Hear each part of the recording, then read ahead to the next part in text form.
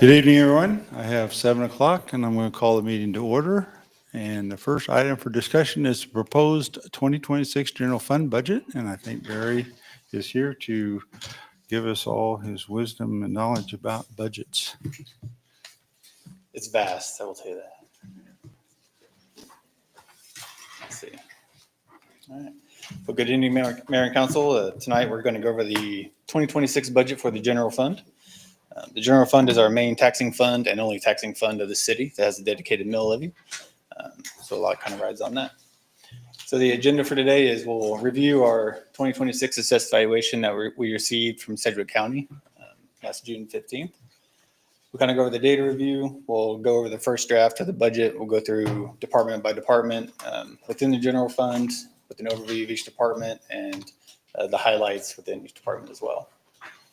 But the overall goal this evening is to really identify and really set that mill levy that we want to go with for next year. We do have to notify Sedgwick County by July 20th of our intent to exceed the revenue neutral rate. And on that notice, we have to have our expected mill levy and dollars levied as well. So that's kind of the goal tonight.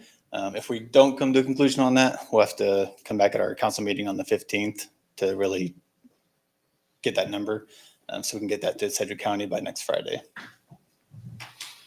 That's not set in stone, is it? By that time, it's just an estimate, right? Right. That'll essentially become our cap of what we're not going to become a exceed. cap. Okay. Yeah. All right. Yeah. So we got our assessed valuation information at a 15.42% overall increase over 2025, which makes our assessed valuation just under $130 million. So the real estate portion of that increased about 17 million, personal property up slightly, utilities up slightly, to get that total number of that 129 million there. I went ahead and broke down that real estate portion even further. 120 million of that was just real estate. 1.3 million of that was property with changed use. A lot of those were vacant lots that flipped to residential that had a new house built on them. That's where the main part of that property with changed use came from. New construction was just under 5 million to get that total 126 million assessed value number. With our data we received, also broke it down between how many parcels within Bel Aire increased or decreased. So we had 210 parcels decrease in assessed valuation, 1,225 with 0% increase. Once again, a lot of those were vacant lots awaiting to be developed. 0 to 5% increase for 318, 5 to 10, 1659, and so forth, until we get to that 4,719 parcel number. So it's kind of neat to see the breakout in between the valuation increases of each property. I tried to put together that heat map that I did last year, but it's kind of a blanket yellowish orange all the way across the city. There wasn't any one spot that was really outstanding compared to the others. So it didn't really provide much value this year. I also looked at the values of homes within each of those percentage increases. And each of those sections has homes from 180,000 all the way up to $2 million. Like they're sprinkled in between all throughout those various increase percentages there. So what's the mean for the city? Right now, our 25 mill levies of 42.484. We have a goal here that council has established of trying reducing roughly half a mil each year moving forward. So that would drop us to 42. The mill value went up from 112,000 to 129,000. Total property tax dollars at 4.7 million this year to 5.4 million next year at that 42 mil levy. So to be clear, 1 mil equals 129,000. Correct. Okay. This year. For this For year. next year. For next For year. 26. For 26, yeah. Right. Yeah. Yeah. And to get that, you just take that overall assessed valuation number, divide that by 1,000, then that's our mill value. So that results in an increase of $675,000 in property taxes for the 26 budget. If we were to go revenue neutral rate, we would have to levy 36.76 mils compared to our 42.484 we have this year. And once again, the revenue neutral is if we were to levy the exact amount of property taxes we received this year for next year's budget. So even if we went, we can't even go over that a penny. So if we want to go revenue neutral, that'd be our mill rate that we'd have to levy. That would generate that same $4.7 million that we have this year. Over the past few months, I've presented a few times on IRBs and how they expire over time and how much is added on back to the tax rolls. Well, I dug into the data this time again and found we had 2 expirations, and the third one, which was the Amazon building, it was going to be an IRB, but it was canceled. So we have no IRB on that lot. So I went ahead and included it in here.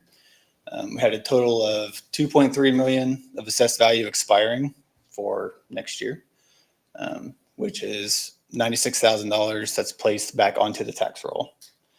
So the reason why we do all those IRBs and really encourage that commercial growth is because it's such a huge driver of property tax generation.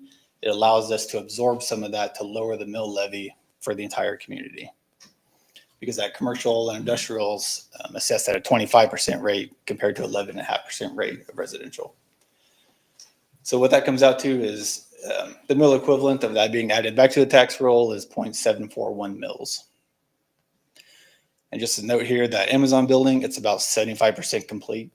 So we expect another 25% of that to be added to the rolls for our 27 budget, which is about $25,000. Very quick question on that. Are we expecting any other major IRB expirations next year? Did you look at This is forecast a little for bit? all of 26, yeah. I mean, for 27. I haven't looked at 27. Okay. Just figured I'd check. Yeah. So what we're proposing this year is, rather than going with our normal goal of a $0.5 mil reduction, we want to combine those IRB expirations and our larger valuation growth with that goal number. So if we combine that 0.741 in IRB expirations with our annual goal of a $0.5 mil, in this case, the 0.484, we get a total of 1.225 mils that we can absorb and reduce our overall mill levy. So last meeting, I said we're going to build the budget, had a mill levy of 42 just to meet our goal. Well, the budget being presented tonight for the general fund has been built out with a mill levy of 41.259, which is 1.225 less than this year's mill levy.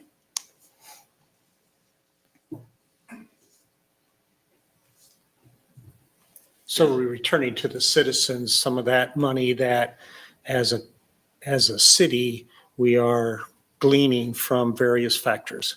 We're Right. basically giving back a little more.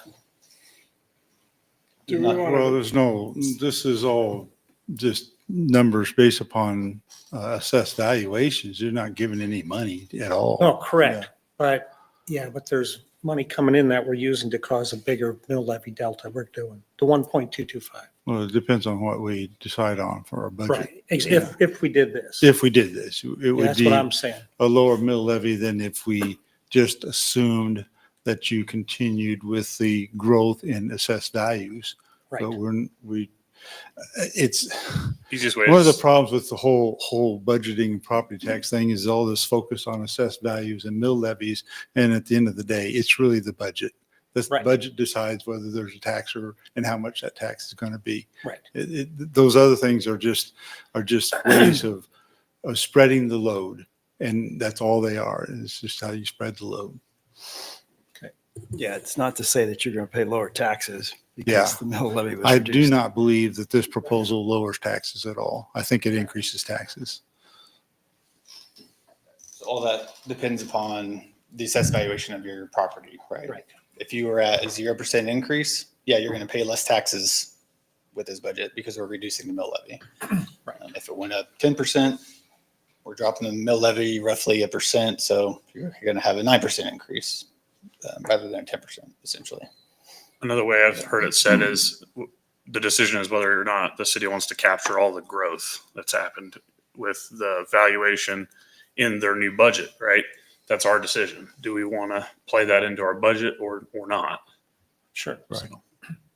so do we want to discuss the mill levy at this point or go through the departments before we discuss what we think the mill levy should be? I know what you've proposed, but I for one would say I'd like a different number. And I think so- it's easier to go through the departments because you know what a per mill cost would be. So if you see something you want to cut or increase, you know what that's going to do with your mill. But this is your budget, so you can do whatever you want. So I would actually propose we pretty much ignore the mill levy and all the assessed value data. It's good data, and I appreciate your bringing it to us. But at the end of the day, the budget is the dollars, and that's what we need to focus on is the dollars. And how much do we want to increase those dollars next year over this year? I think that's what our Okay. focus needs to be. Okay.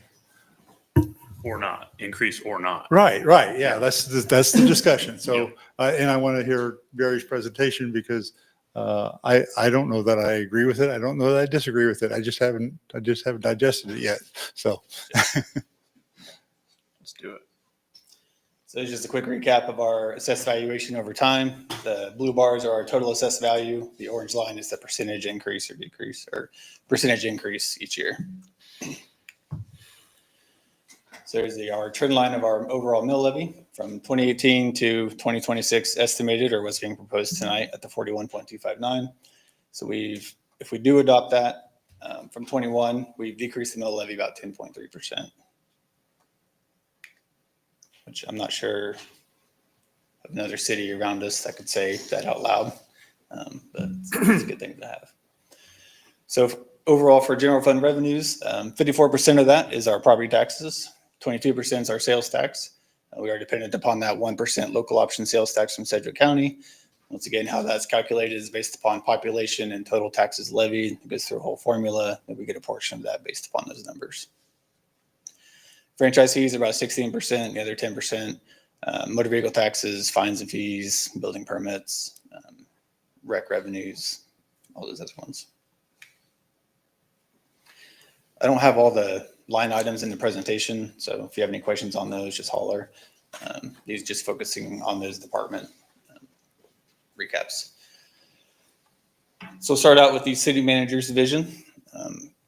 Some highlights out of that budget is the advertising and marketing line item for $20,000, and that would go towards the banners, the city signage, the 250-year celebration, the contractuals, the engineering services. We might stop right there. That's kind of the first talking point I've heard over the last year. So we used to have City of Bel Aire banners on each light pole. I know there's been a few conversations on where did those go.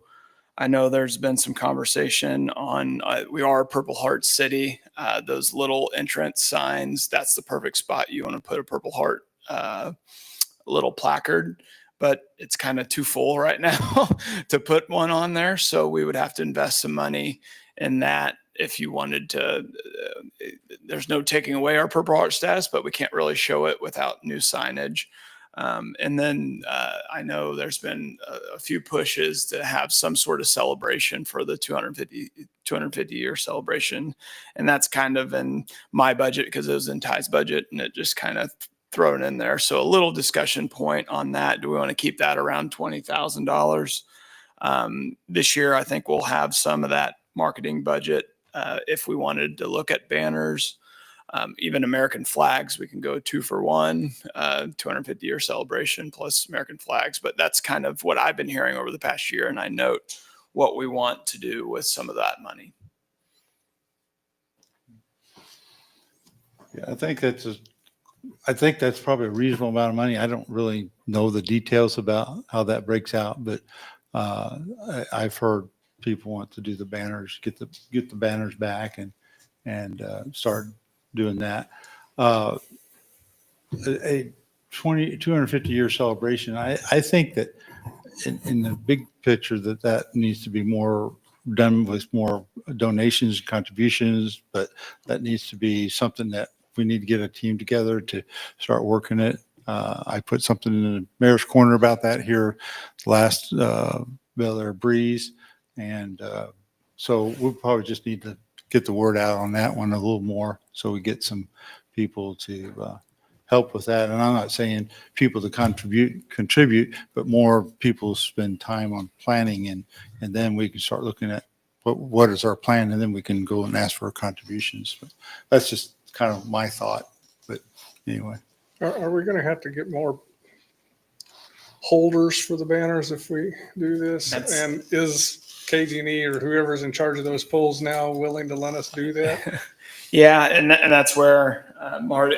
I asked our department heads to be here tonight just in case we had these questions, and Marty might be the best one to answer the ins and outs of the banner holders. And Marty, do you want to talk a little bit about those and this kind of the struggle you have with those every once in a while? Yeah, the banners go on the poles. They're just, it's a metal rod that goes on the pole. It's got 2 straps on it, which never holds.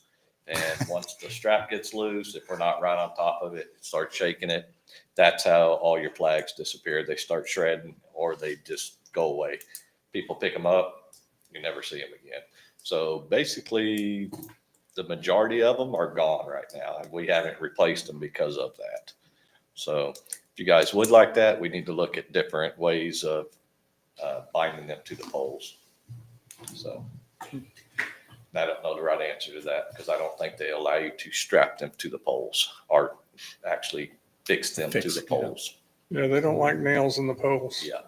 Because those So- guys have to climb them and come back down them, and they get really mad when they run into one of those and it cuts their leg open. Oh, sure. So if that's something you guys want us to look into, just let me know. We'll address it. I was going to throw one thing in here.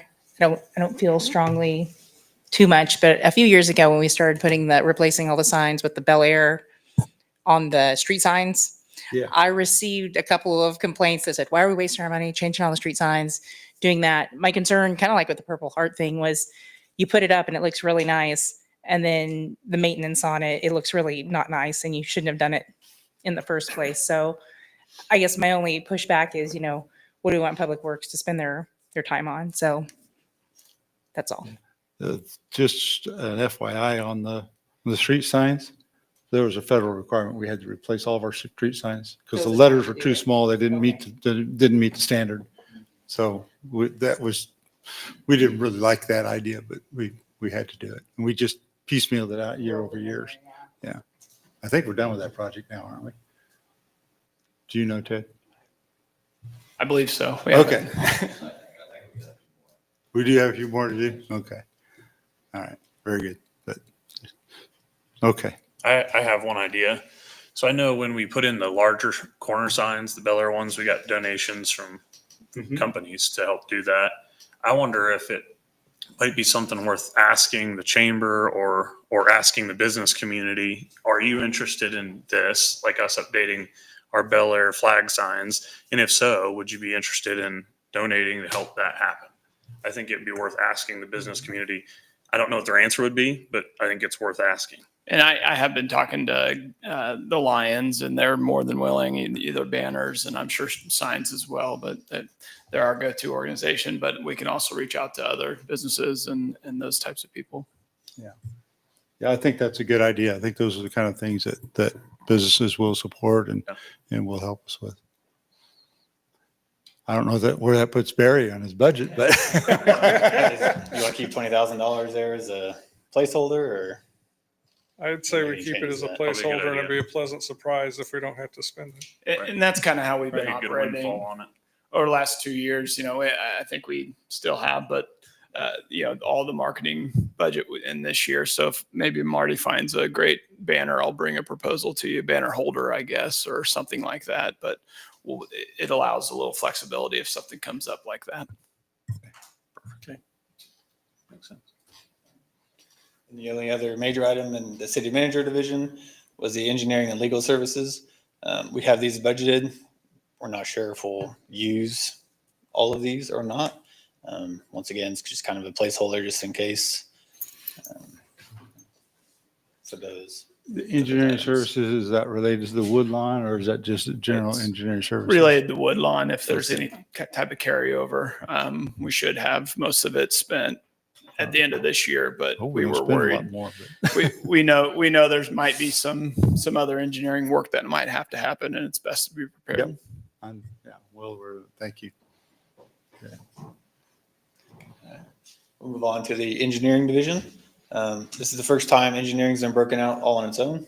The only really big item in here is just continuing of the on-call engineering services that we utilize to help out various departments within the city, whether it's planning and zoning issues or GIS or street planning or anything like that. Kind of utilize their services to help us out. And that's no change from this year? Correct.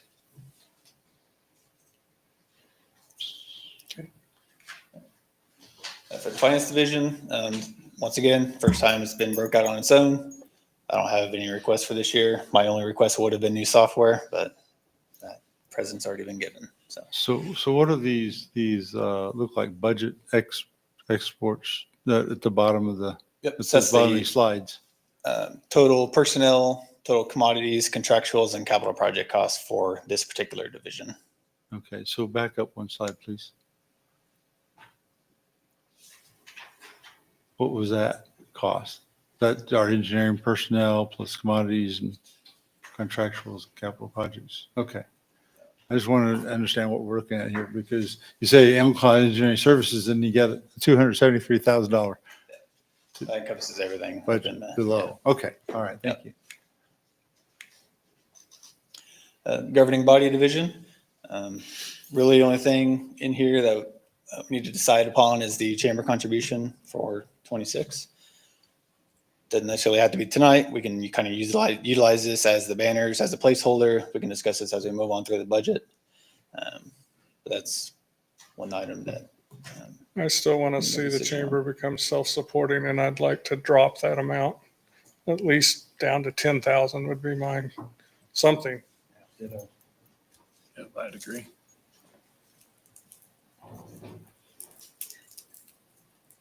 Got down to 10,000.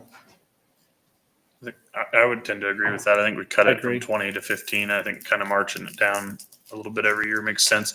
I will say though that I was happy to hear the report and talk about the amount of the money that we donate that gets spent back into the events, and it's basically almost all of it. I mean, so I think we do have to make a decision if we are going to continue to partner with the chamber to host those events.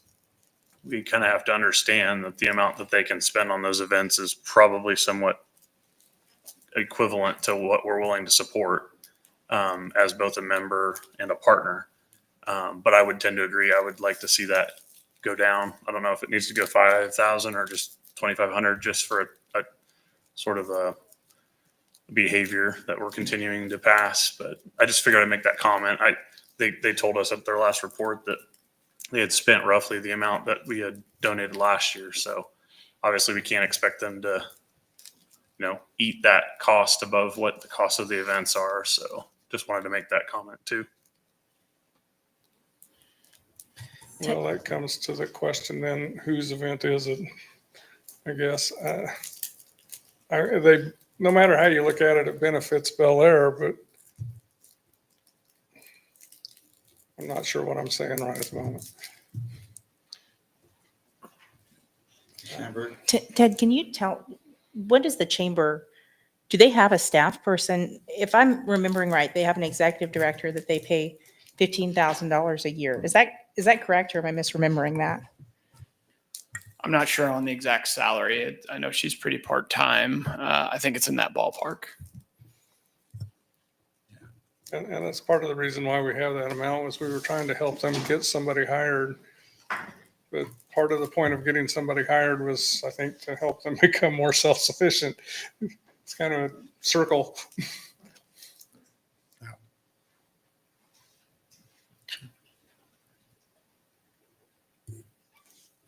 Leave it as is right now then? I'm sorry? You just want to leave it as it is right now? I or- think 10 was the consensus. 10. And I agree. think we 10. can talk to, I think the earlier they know, the better. So I can say they're proposing 10 for 2026, and then we can hear if that's a big challenge or not. Sounds like a good target. Yeah, we can do it later. If we're done with chamber, what's commodities? Commodities, those are all of our, Well, relative to what are we buying for the chambers? I guess the question, why are we spending 38,000 on their commodities? And That's not what 32,000 that is. contractual and, I don't think that's oh, what I'm that on the is. wrong slide. Yeah. I'm Let him- sorry. let him explain it. That's So the whole the- governing body, not just the chamber. The big item within the commodities is the professional dues and memberships. So that covers our, the chamber contribution, the chamber membership, 254 corridor, LKM membership, National League of Cities, SCAC, REAP. All those That's memberships that item we have. 60. That's what I was talking about. The line 60 there. Yeah, that That's 37,975. memberships mainly. Yeah, So 20 that's where the 15,000 for Yeah. chamber is currently in that, Yeah. in that 37 number. Yep. Right. Okay.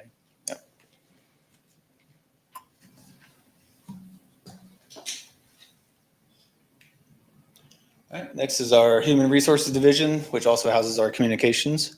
One request this year was for a drone to increase marketing and advertising for the city, as well as $10,000 to kind of kick off or help contribute to a compensation and classification study for employees, their job descriptions, their pay grades, their salaries, et cetera. It's best practice to do one of those every 3 to 4 years. I think it's probably been about that length of time since Bel Aire did the last one. So we're just asking for the 10 grand to assist with that for 26. And Deb's here if she. So drone answering questions. communication, for communications, who's going to own this drone, and are they going to need a pilot's license to fly it? Because I know some drones require that. I know some do. I know the PD one does for sure. I'm not sure about this one. Are we If just it's- are we just hiring that out, or is that something we're doing internally? Can't we just use the PD one? So, and I know that Ted and Nick have had some conversations about the drone. Yes, it would have to be licensed. I know Nick, our communications director, has had some conversations with PD. So he has access to the training materials to be able to become licensed to be able to operate the drone. And we're not talking a big PD drone. If you've been around anywhere, you see those small handheld ones that go up and take a good picture of at community events and all kinds of different ways we can use it. So the easy thing to say is have PD fly their drone. Well, their drone is for a lot better uses than to take a picture. So this one would allow us to do a smaller little drone that we can fly up, and a lot of cities in the area have it. So instead of purchasing a camera or wanting the camera on the drone for city activities and events. Does Chief have something to add? Yeah, I don't know what the $1,300 is for exactly, but if Nick, communications person, were to fly it, they would need to have a remote pilot's license. And to get that, it's going to be a couple of grand in training. And then to acquire a drone, it can be anywhere from $1,000 to a few $1,000s to get a small handheld, one that fits nicely in your hand. But these days, they are able to do 4K photography and video, really, really good for that price. And so there may be more to it than that, but yes, they'd have to have a pilot's license, and yes, the drone has a cost, but it's not like our larger drone that we have over at the PD. You can do it with a smaller drone. So the $1,300 is probably a little underpriced with licensing But I don't requirements. know what he was thinking as far as Right. what type of program he'd go to get his pilot remote pilot Okay. certification. Okay. So my The other thing I initial- know about drones is there's some issue with Chinese-made drones, and I've been reading some stuff on it, but I don't know the details Yeah, about it. that as of July 1st, we cannot purchase any drones from a municipality, a government agency that is acquired from an adversarial nation. And those are listed in the statute.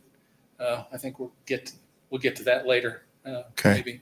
But it has to be from a non-adversarial nation. A lot of, there are some drones that are made in the U.S. now that are quickly coming up to the capabilities of some of the DJI products that are out there. So So do Guess we my- already have a drone for this? we have a PD drone. Yeah, but for what Barry's proposing, this is human resources, and we're just talking about taking pictures. I don't think we want to piggyback on the PD drone for that. I would prefer using it for PD things. Yes. Right. Why couldn't we borrow it for a weekend or 1 hour? You have to borrow the officer Then too. you have to have the officer, the pilot. My initial thought on this, and we use drones and with our company to do photos of projects and all that. And we have our own, and it's very expensive. It's probably similar to the one PD has. It's very advanced. But a lot of times when we want just a marketing shot, we just hire it because we use our drone for tracking quantities and doing things that are more internal. And when we do a marketing push, we have 2 or 3 events a year. We just call somebody and they charge $400 or $500 and they just do it. They do the video, they do all the marketing tailoring. I would suggest us not buy a drone. This is my personal opinion. For marketing purposes, I think we could easily outsource that piece of it and probably hit that budget number. And some of those drones, they're using a $30,000 to $50,000 drone to put it up for a while, get those shots, and then they hand you the raw video or photos, and then you can edit those. So different ways to look at it. That's just my suggestion for the amount of times we're going to use it. I agree with I that think because it it's a huge ongoing cost if we buy a drone and have to keep somebody trained. You know, if an employee leaves, then we got to train somebody new, and et cetera, et cetera. Yeah, I think I like that idea as well. It's okay to have the budget line item, but not for purchase, for buying the service rather than purchasing. And Don't not get me even wrong, I for like the training idea somebody. of using the drone to communicate, but I don't think we're going to do it as often as you'd think. And I think for 3 events and maybe an extra time, you can probably spend that just having it outsourced. Or using your own PD and paying the guy overtime. Or that. So we're good with the dollar amount. We'll just shift it over to advertising and marketing. Yeah. For this division. I had a question on the compensation study. There's nothing from the League of Kansas Municipalities that, no information we can get from them as a member that would cover that information about compensation? I know in the past they've done, they've compiled pay rates among different job descriptions, which is a lot of data to go through, and you really have to, don't give a lot of explanation on what those job descriptions do. Every place is unique, right? So we could have one code enforcement officer here, and the same code enforcement officer in another community also does inspections, also does maintenance, also does HVAC repair for their community. So you really got to drill down into those job descriptions and see what they truly do and how, which classification you really need to put your employees in, essentially. That's where the big legwork comes in, and that's what that would be used for. So who's going to do this, WSU or? We'd put it out for a bid, like an RFP, see who responds. And if they come back at 30, 40 grand, we'll just say we'll do most of it ourselves or try again next year or something like that. But it's kind of a baseline for all the heavy lifting for someone else to do that.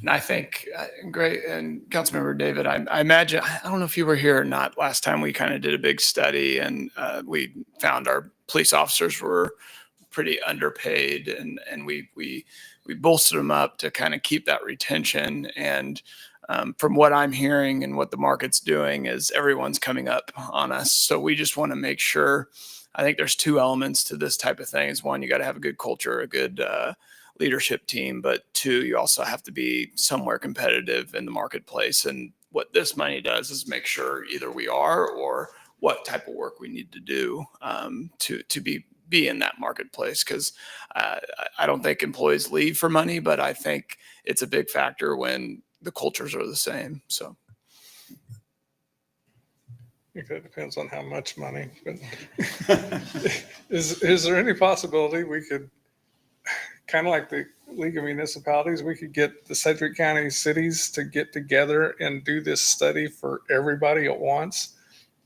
that's been tried and tried and tried. I think $10,000 you'll find is not going to go very far. So a lot of this is going to be Deb, Barry, and I asking for that sort of thing. If I remember right, and Barry, I know he did a big one in Valley maybe 3 or 4 years ago, and maybe it was upwards to 50,000. I think I'm not sure how much it 30, was. 35, yeah. But that all entails, what type of pay structure do you want to go to? They have it. All these companies have a menu to pick from for us, and we're kind of at the $10,000 menu item, and then we can also do the legwork to get what we want. I'm suggesting throwing the company out and we get Barry and his peers at all these cities together in a room and work on this for a week or whatever it takes to get it done. And then all of us would have this information and none of us would have to pay the full load. I mean, we sure can try. Sounds more expensive than $10,000. Well, how many cities are there in Sedgwick County alone? 22. Yeah, so that's $250,000 almost that could be spent getting a study that would benefit everybody.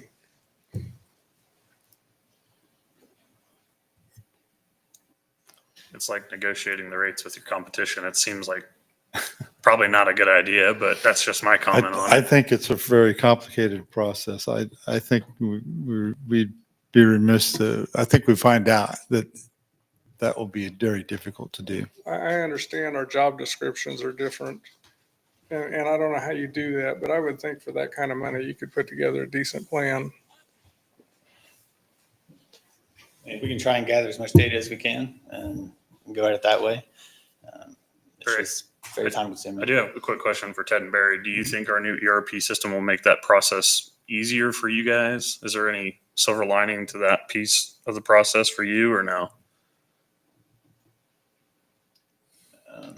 As far as organizing, updating, all that stuff. For pay and Yeah. everything like that. Yep. Well, if we did have a study and we got that back, we have what's called a position budgeting. We can import all that new data in there and apply it to every single position we have and forecast that out over time. Gotcha. So anytime a new employee is requested or we want to do a reduction for whatever, we can plug that in the model and that can spit that out. That's one benefit of it, that having that accurate data is what we need. I mean, I really look at this as maintenance, right? We do it every year with utility rates. We maintain a steady increase over time as preventive maintenance. We want to avoid that rate shock, right? There's nothing worse than doing one of these studies and then telling your employees you can't pay them. You can't afford to pay them, right? So as long as we maintain that over time, and this will ensure that we're on the level we need to be at, we can avoid that rate shock. From a leadership point too, this really does signal to employees, hey, we want to care. We care about the market rate, and that's what we want to do as an organization. And I don't, to your point, John, I'll seriously research it. And I know Barry and I will be doing, and Deb will be doing a lot of legwork, even with a $10,000 study, because that's not going to pay for the full thing. But I think it's a good signal and a good sign that of an organization that are going to invest some money in their workforce and making sure that our market rate is where it should be. Yeah, I'm all for that. And I've voted for raises for all these people. And Of course. I don't want our people not getting paid right. What are our personnel costs? 3 million or something? The 10,000 doesn't seem like a very big percentage of the, I'm just throwing out ideas for how to do it. Is another idea, is there like a users group for our software vendor that you could get a bunch of other cities using the same software together? Or are we set up distinctly so that there's just no way we're ever going to match anybody else? I mean, that's possible, but they would just, whenever we reach out to a city to ask for their information, they would just send us their pay scale, essentially. And then we compare that to ours. It's just when they send us their pay scales and their job titles, it's hard to compare two job titles because they could be doing totally different things. That's where the study part comes into it, to make sure our job title B matches the pay rate of job title A from this community, because they're both doing the same thing and that they're on the same level. That's what that does. Okay, so that just takes somebody sitting there reading through all those job descriptions then.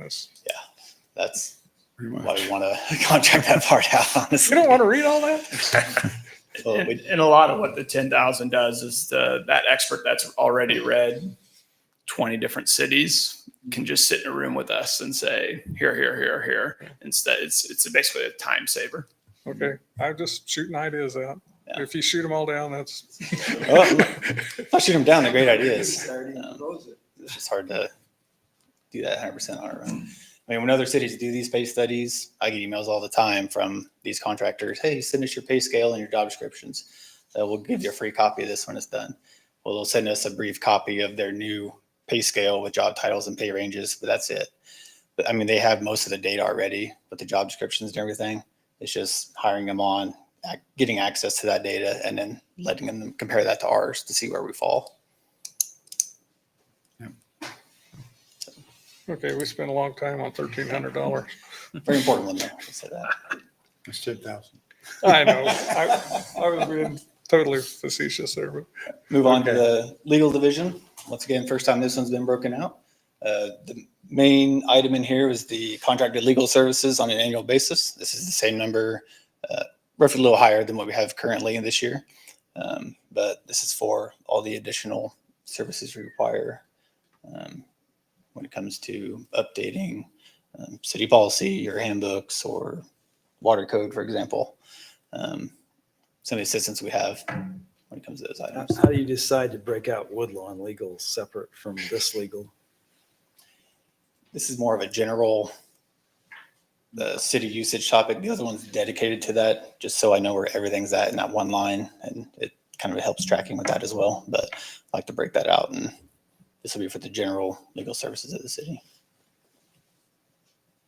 and we have to keep that separate.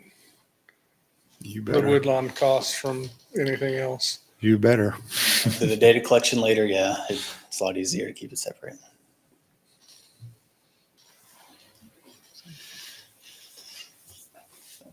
That's kind of it for legal. For municipal court, no significant changes here. Everything was pretty much straightforward from the previous year. So one question about municipal court. Last year, we got a little bit of a surprise in that we were demanded a pay raise by a certain person. And it was after we'd already done our budgets. And I don't know how much that blew our budget, but I just want to make sure that we not overlook those kind of things that if we need to consider those, now's the time to consider them. I can have a conversation. As far as I know, it fell within what our budget was. Okay. But I'll reach out and make sure we Because don't you get got surprised basically again. three different people there, Yep. right? Judge, You gotta prosecutor, cover. and yep. Okay. And Barry, I don't know if you've mentioned the hard part on salaries in 2026 with the 27 pay periods instead of 26. I did forget to mention that. Yeah. So when you see that personnel line kind of inflated over 25, there is 27 pay periods next year. So it has an additional roughly $150,000 throughout the general fund for that 27th pay period. And that's due to the leap. It hit most organizations like 2 years ago. For some reason, the way our payroll fell, it hit us in 2027, 2026. So. Yep. Yeah. Play the Get those calendars. Once every few years. Moving on to PD. Some of the highlights here was the advertising and marketing there for increasing outreach to attract new employees for our openings. Our training increases, our opioid settlement funds, there's $25,000 in here for a live scan fingerprint machine. This expense is offset by the opioid revenue that we do receive. That has very specific limitations on what it can be used for. This happens to be one of them. So although there is a $25,000 expense in there, it is offset by that revenue that we've collected over the past 2 years, and I think we'll collect a little bit next year as well. We already collected most of that. Yeah, we've collected about over 45,000 of that. Okay. And it's just sitting there waiting to be used. We've identified a project for that, so that's what that was Yeah. for. And Barry, if you don't mind, I might have Chief come talk a little bit about staffing. This is probably one of our most important services we provide the city, and I think it's important to get a little update on just overall staffing, where we're at, what the market's looking like, that sort of thing. The market is rough. The pool is shallow and small. So trying to get people through the door and qualified people through the door. We can get people through the door, but qualified people through the door has been difficult. We have one hired. She is doing her field training on third watch right now and should be finished soon. We have another applicant that we hired. He should be starting on the 14th, but he has to go to the state academy. The other one that we hired that's getting ready to finish, she was able to take a test and test out of the academy because she was certified in Georgia. So that worked out well, and she scored well on her testing. I'm not exactly sure where you want to go on that, but a couple of years ago I did some staffing study for us, and what I did is I took all the departments in Sedgwick County, just regionally, and I got their number of officers per population, square miles, that kind of fell off to the side because some of these small towns have a lot of open space. Keachai, they go up in long space before they have residential. So I decided that square miles didn't really count for a whole lot. But what I did is I just took the populations, the number of officers, did the math, and in Sedgwick County, for the most part, it comes out to an average of 2.2 officers per 1,000 people. So that's just across the board, all departments, Wichita PD included. And with that, today, we should be at almost 21 officers if we use that number, and we're at 15. So we're far behind, and we when we have to take vacations or training, or if somebody's sick, we're short, and we have open spots on the street. We would like to have 2 officers per shift minimum to answer calls for service. One officer backs the other one. You know, somebody's always there as a backup. And we don't necessarily like to rely on other cities to come and back us up. That happens, and we appreciate their help. But we should have people here available for our citizens to make those calls. So just for your information, you know, just by those numbers and that average 2.2, and that's regionally for the Sedgwick County area, that number is 2.2, and we're far below that number right there of officers. So is that what you were? Yeah, just general outlook. Thank you. Yeah, and that we've projected out. Ty, when he was here, we put those numbers together to see where we're going to be in the future with population increases. So we tried to. I looked to Sedgwick County for their estimate on what their variable was, so we could try to estimate and forecast what the population of our city would be. And with that population estimate, try to calculate how many officers we would need for sufficient coverage for that population size. I think we talked about this last year, and if we were, I think we got to the point where if we hire one more officer, we also have to buy a car. So it becomes a pretty good jump to get that next officer. Yeah, and we'll get to that point. And we're getting there. We'll be there within the next year or so, and we'll come to you. So, We're not there at this moment. yeah, I'm just saying, be aware that for budgeting, we need Yeah, to. and Barry and I talked about that, and Ted and I have talked about that. We're not going to surprise you with it. Yeah. Like tonight, be ready for it. It's coming your way. Yeah. Expect it in October. Not October, not this year. Yeah. Yeah, and that's kind of the conversation we had. Is we know it's going to be continued, but it just a little foreshadowing. We really need to start continuing to add to our force each. You know, and this year we kept FT's level on the PD side, but I think next year we'll probably be looking at at least another officer to keep pace with the growth we're seeing. Yeah, I was a little surprised. I'm not complaining, but I was a little surprised you didn't ask for that another officer this year. Is it partly because you kind of are having a hard time keeping even your current positions filled? That's part of it. You know, I can ask for all 20, but if I can't get the people through the door, it's really tough. And what we've tried to do is keep high standards. We have not lowered our standards to just get people to have bodies on the street. That makes it more difficult. We would take as many as you gave us, but we're also cognizant of the budget, okay, and the constraints we have. So not to ask for the moon, but build that rocket. And then one more thing, we've talked about mutual aid almost every year. Yeah. And I'm not being critical. I just really kind of was curious myself. So I think it was an instant, the drone discussion triggered it. Back in January, there was some situation down in Hayesville where they needed a drone.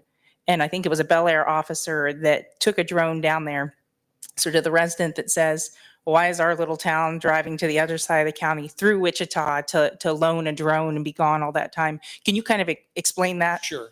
If they were searching for a lost dog, we're not going. If it's for a minor offense, we're not going. But if it's a lost child, lost senior adult, silver alert type thing, where a life may be at stake, we're driving. Yeah, we're going to go. And does Wichita have drones and they were all in use already?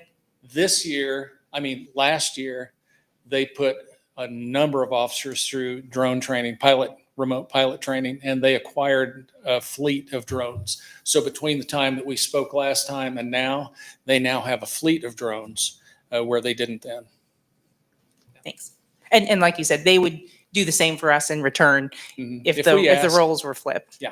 And again, you've got this fleet or a cadre of people who are pilots. They take time off too. So if something happens nearby, like we had something happen near the YMCA, a guy with a gun, and he jumped K-96, but our guys are the ones that found him. And then Wichita PD took him into custody. Why? Because we were close and we have that equipment and we put it to use for the safety and welfare of the officers who are working in that area. And that was a dangerous person that needed to be apprehended. Yeah. So we're not going to worry about boundaries when it comes to public safety, people safety. Well, I don't think anybody's going to fault you for that one anyway. We don't want him coming into Bel Air. we do have citizens who don't like us to drive across the border into Wichita. Yeah, And, I've heard some of those complaints, but they're just going to have Can't to go get to the over Quick Trip and get coffee if you don't drive across the border. Exactly. And overall, the strategy in 2026, pay study, increase some advertising, see if we can't reach some of these qualified candidates, and then become get a full qualified department. And then in 2027, we'll be ready to go. So that's kind of the three element. And of course, a great culture. Yeah. And don't forget, while we acquire officers, sometimes for personal reasons, officers leave to go elsewhere. And so then we have to replace them. And that just happens in any business. We're no different. Thank you.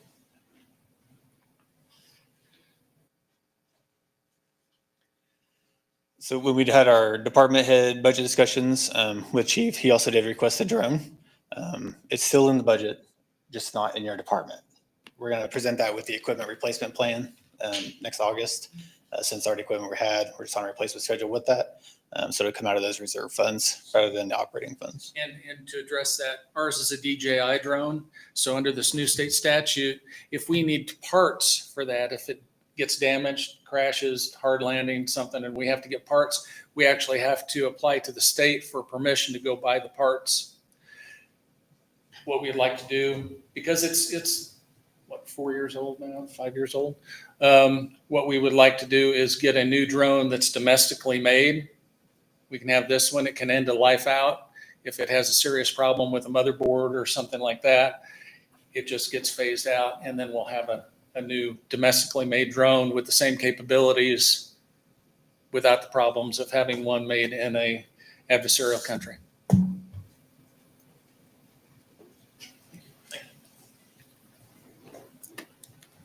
And that's kind of it for PD. Any questions there? No. All right, move on to recreation. We'll start off here with the pool. Major items for the pool for 2026 is just some general repair and maintenance for the unexpected repairs, some capital outlays, the tile work and the coping around the pool. The 50 grand, we budgeted that for 26. And then once again, we're continuing that debt transfer to make those payments for their portion of the PBC debt. so are we continuing 50,000 into 26, or is that just the 2025 budget? That's the, I didn't grab my comparison sheet. I believe this year we had 30,000 budgeted for 25. We increased that to 50 for 26 because the tile work and coping, if I'm correct, Brian, is fairly expensive to replace. So we're gonna have 30,000 left over from this year to roll into next year? We're planning on replacing the filter after the season. The filter is 20 years old, is at the end of its life. We budgeted that for this year, in 25. We did or did not? We did. That's what that capital outlay money was for this year. It's that filter. Okay, I guess we're kind of getting in the weeds there, but it sounded like we had some left over from this year that we could use for next year. For 25. I'm not sure what we'll have left over in 25. I'm saying no from back there. It's all spent. I think we will. Most likely will be with the filter. Okay. And when will the debt be paid off on the pool? I made a note on that.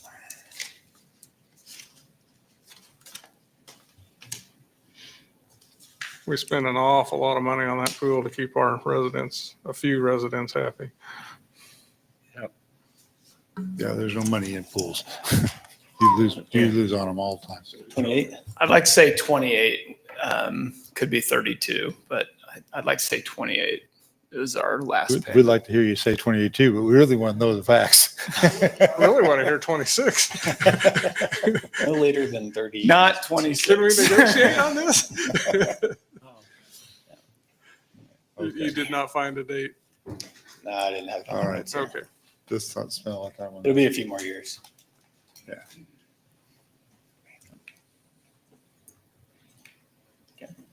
Next up is day camp. No changes for 26 there. Just strictly our day camp personnel, some cleaning supplies, stuff for the kids to do, a couple field trips, stuff like that. That's mostly self-supporting, isn't it? It's more than self-supporting. We get about almost 50,000 a year in revenue from day camp. Okay. And we spend about 27.7. Not to prolong it, Brian, I believe our breakout, we opened up day campers to Bel Aire residents only in Keachai a couple weeks early. About 75% residents. 75% residents. Yeah, which is great. I think that's very important. Public, as a kid, as a parent of small kids, like that would be a really cool thing to be able to be first at the bid at my, at our rec center's day camp.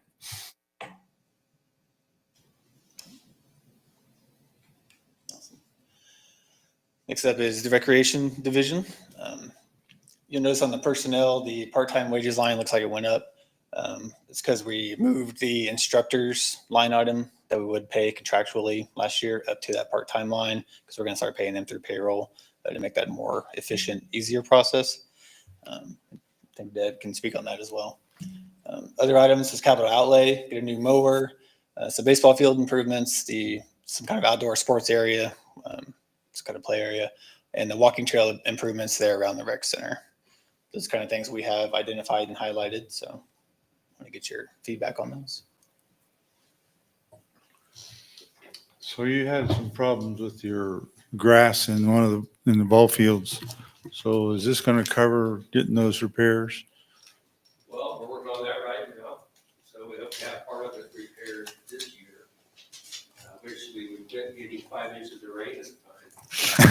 I hate to say that because I wrote in my report, we did oversee that on the soccer field portion and the worst part. Some of it did, so we're still struggling with that. Those amounts there for the field improvements are, to fix what is 30 years old. I mean, fencing, and infields, and grass, and with the walking trail improvements, we're thinking maybe we'll start to do a little bit of paved surfacing to meet that master plan and take away that rock. Maybe we'll do the section this year and next year. That's the walking trail thing. But it's just kind of to fix what we got and to improve what we have. Okay. We're not building anything new. No. With those figures.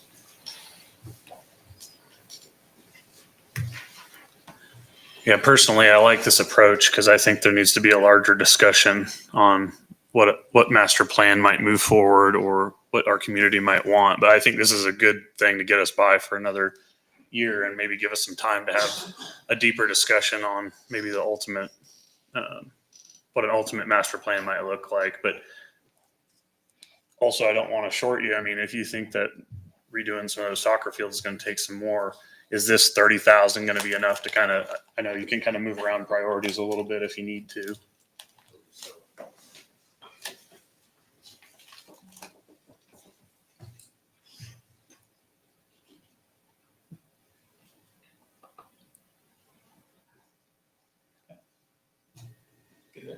Yep.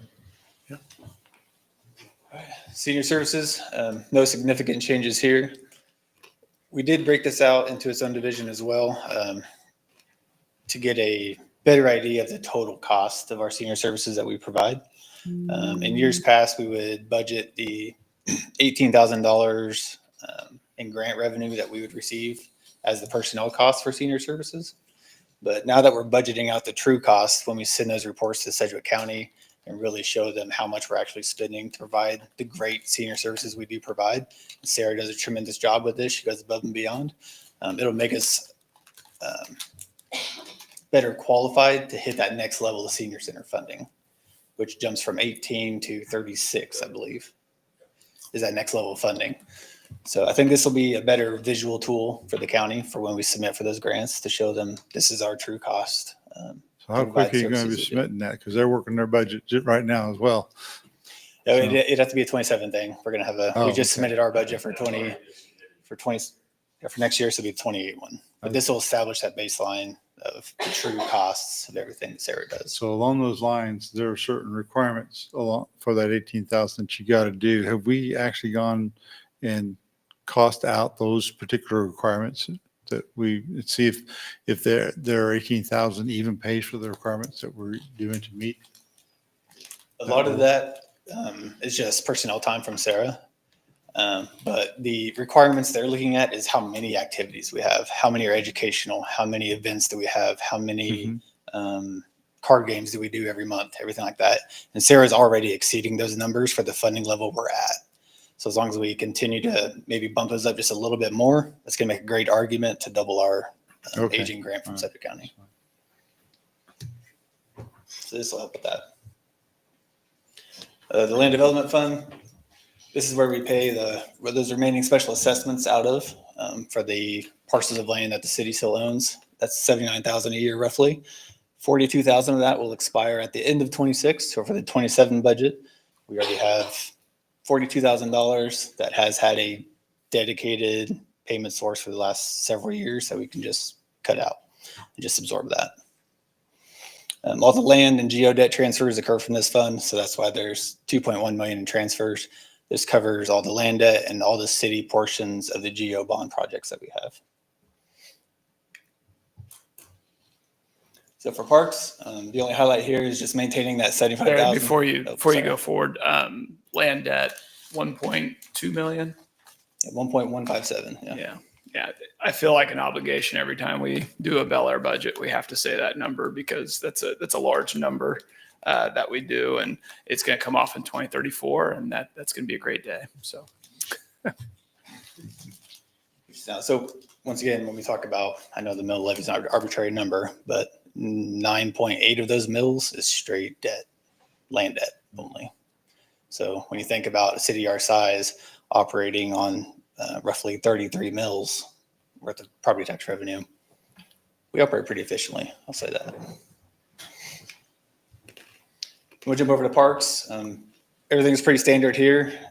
We're maintaining that $75,000 park upgrade and enhancements for 2026.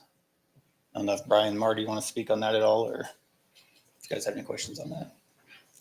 Not this time. We don't really have much going on. We're waiting on some quotes to get back so we can determine what we're actually going to do. So, let you guys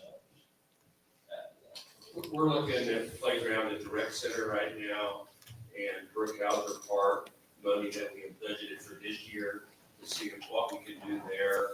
That we might have to spill some of that over into next year as well and get into that. But we're trying to keep that as low as we can. And get as much done as we can as possible. Main thing we're looking at is safety surfacing and accessibility, which we have issues with both of those at both of those parks. And some equipment, either renovation or replacement at those two parks. So there's a new park there in the east side of the city. How's that being accounted for with the proposals we've seen on that park? So that's going to be the construction of that's going to be kind of standalone, and then 2026, I guess, the operating budget of Skyview, if it goes forward, we don't know. We're imagining it's going to go forward. We don't anticipate. I guess I'll let Barry answer that, but we haven't had that discussion clearly. So it's not represented in the 2026 budget right now because So we're there's not nothing sure. in the budget to do that park. No, it's going to be in Not our a CIP. capital improvement program. It's a completely different CIP. Yes. Okay. I'm sorry. Yeah, that was your question. I thought you meant the operating cost of the No, new park. I want to know how you going to pay. How you Okay. going to Thank buy you. it? Thanks for clarifying that. Yeah, that would be out of the CIP. Okay. So is that next year or pushed out to 27? Since So that next development's Tuesday, still PC. Oh. being- The development's still being built. So is it something we could shove to 27 without any problems? I'm not getting my door knocked down, but it is PC will be here next week to discuss some of the changes that we recommended from the last time. So with the new number as far as how much we cost. I'm talking with the developer. He's really wanting it, of course. So I would say as soon as possible, but that would be a CIP discussion inside that budget. I think right now we have around 1.8 million in our CIP, and we're looking at a park at around $350,000 or $430,000, I believe, was the last estimate. I'd just like to see a large part of that development built before we fund a park. I'm going to take a different approach on that. We have no parks east of Rock Road. So I think that that park would benefit almost all the people that live east of Rock Road. If they had good access to it, I guess. Yeah. It's not going to be a walk-up park for most Nope, people. it won't be a walk up, but it'd be better than what they got today. I'll add to that I think a part of the CIP discussion should be talking about potentially moving forward part of our path to make access to that. So obviously we don't have that design yet, but we can have that discussion during the CIP discussion. That CIP budgeting will be its own workshop. Its own animal. It's because then you rope in Wampo matches and all kinds of fun stuff with that. But I will add, I mean, just to add on here, I like the idea that as we prepare to add another park, we're cognizant and we're increasing our annual budget line item for maintenance. That just makes sense to me. We should be taking care of what we already have better than we do and making improvements. So I would advocate that maybe not this year, but maybe that number go up to 100,000 maybe next year. I don't know that that needs to happen this year, but I'm just always in the back of my mind going, we probably ought to plan as we grow to grow those budgets within reason, obviously. I think we had a great example of Eagle Lake Park redoing that. I've heard a lot of good positive comments on that. And I think people really see that investment in the community. We've got years now of working to the bare minimum to get by. And I would like to see some increase too. And that's why I would like to, I'm going to throw it out now. I'd like to see not as big a cut to the mill levy so that we can fund additional things. That's the end of that discussion for right now.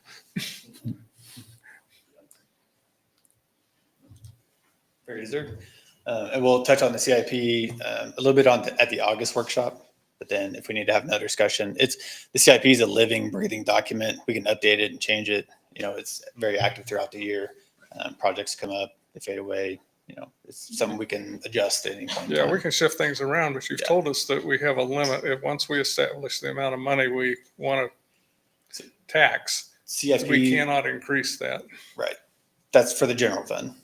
So CIP is a separate unbudgeted fund by itself. So every year we transfer, $415,000 to the CIP fund from general fund. That all goes into CIP, and then that's where we pick and choose our projects for what we want to do with that. But that money Fund still money. has to come from tax revenue, correct? And that's where I'm saying, I think you told us we're capped at how much tax revenue we can get next year Once we based file on that what we intent, set. yeah. So if we can get $1,000 in total tax revenue next year and we decide we want to fund extra for parks, we can't spend the extra $10 for the park because we can only spend the $1,000. And that's all we're expecting to bring in. Does that make sense? If it was general fund, yes, but the CIP fund, we have about 1.5, $1.8 million in there right now, allocated for some projects. Not all of that's allocated, but that's where we get those reserve funds from. If something does go over, if we want to add something new, we pull from that fund balance over I here. don't want to get into a rob Peter to pay Paul scenario either, though. Right. I'd like to have a bigger bucket. We used to do buckets. I'd like to have a bigger bucket. So you're talking about the transfer from general to the CIP, and increasing that would essentially increase, or budgeting, you're right. Yes, it would increase the general budget. So we need to have it available at the beginning so we can pour it over into something else.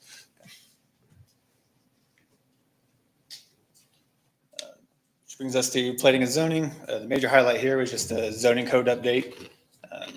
Get some assistance with that at 30,000. Ted, I don't know if you have anything on that. What one. does that pay for? Just needed expertise to help us with this process. There's no way our staff could do all this work that we're going to tackle after the comprehensive plan is going to be finished.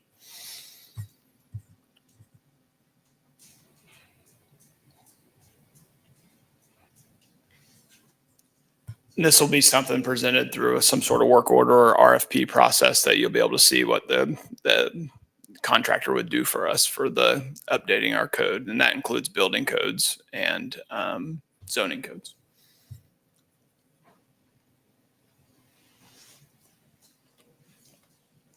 Ted, Brings us to the, Ted, do you know off the top of your head the last time we did that? I assume it was the last time we did comp plan, probably 10 years ago or more. Probably more than that. Maria, what are we working off of? 2012 building codes? Yeah, it's I'd say 2012. That's how. It's past due. Sounds like it's due. Yeah. Past due. Don't worry about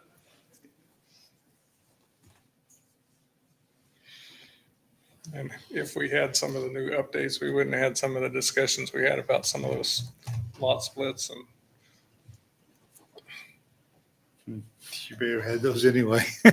no, because there were certain requirements in the way the buildings are built that would not even exist following a new building code. Yeah.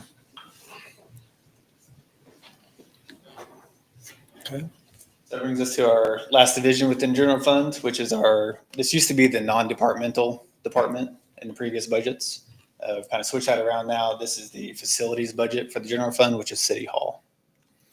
So you'll notice in here a pretty significant reduction from last year. And that was because we took all the IT services were budgeted here. We allocated those to each department based upon users of our IT infrastructure. All the software costs was budgeted here this year in 25. All the software costs moving forward has been budgeted to their respective departments for those uses. So my department has all the finance costs, court has a court, HR's got HR, water and sewer got water and sewer, et cetera. And this is where the CIP transfer happens, that $415,000 a year. So if we want to adjust that, we can.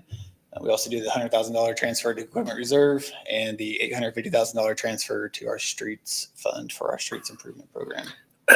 So how did you come up with that transfer number then? Which one? The CIP transfer number. How'd you pick that number? That's what we've done for the past several years.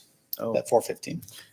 And that's kind of where we're wanting to get a really robust CIP where we know exactly what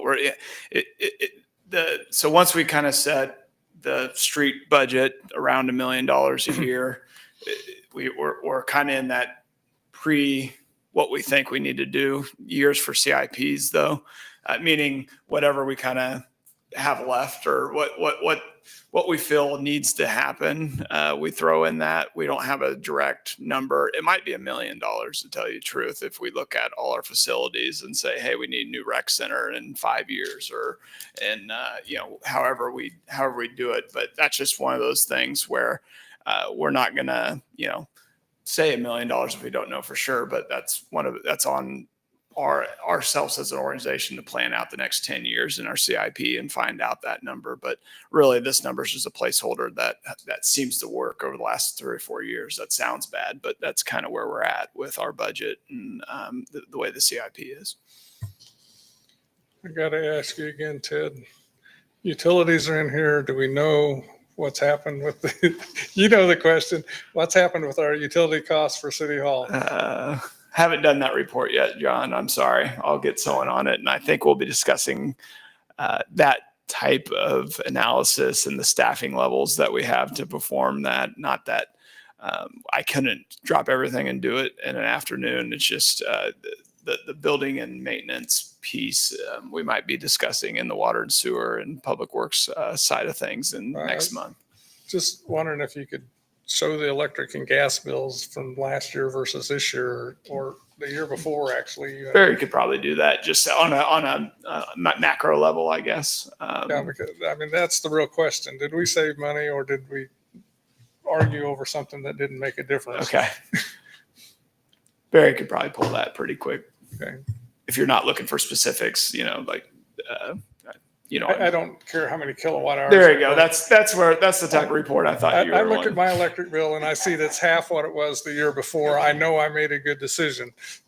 And that's literally true. My utility bill is half what it was before I bought a new air conditioning unit.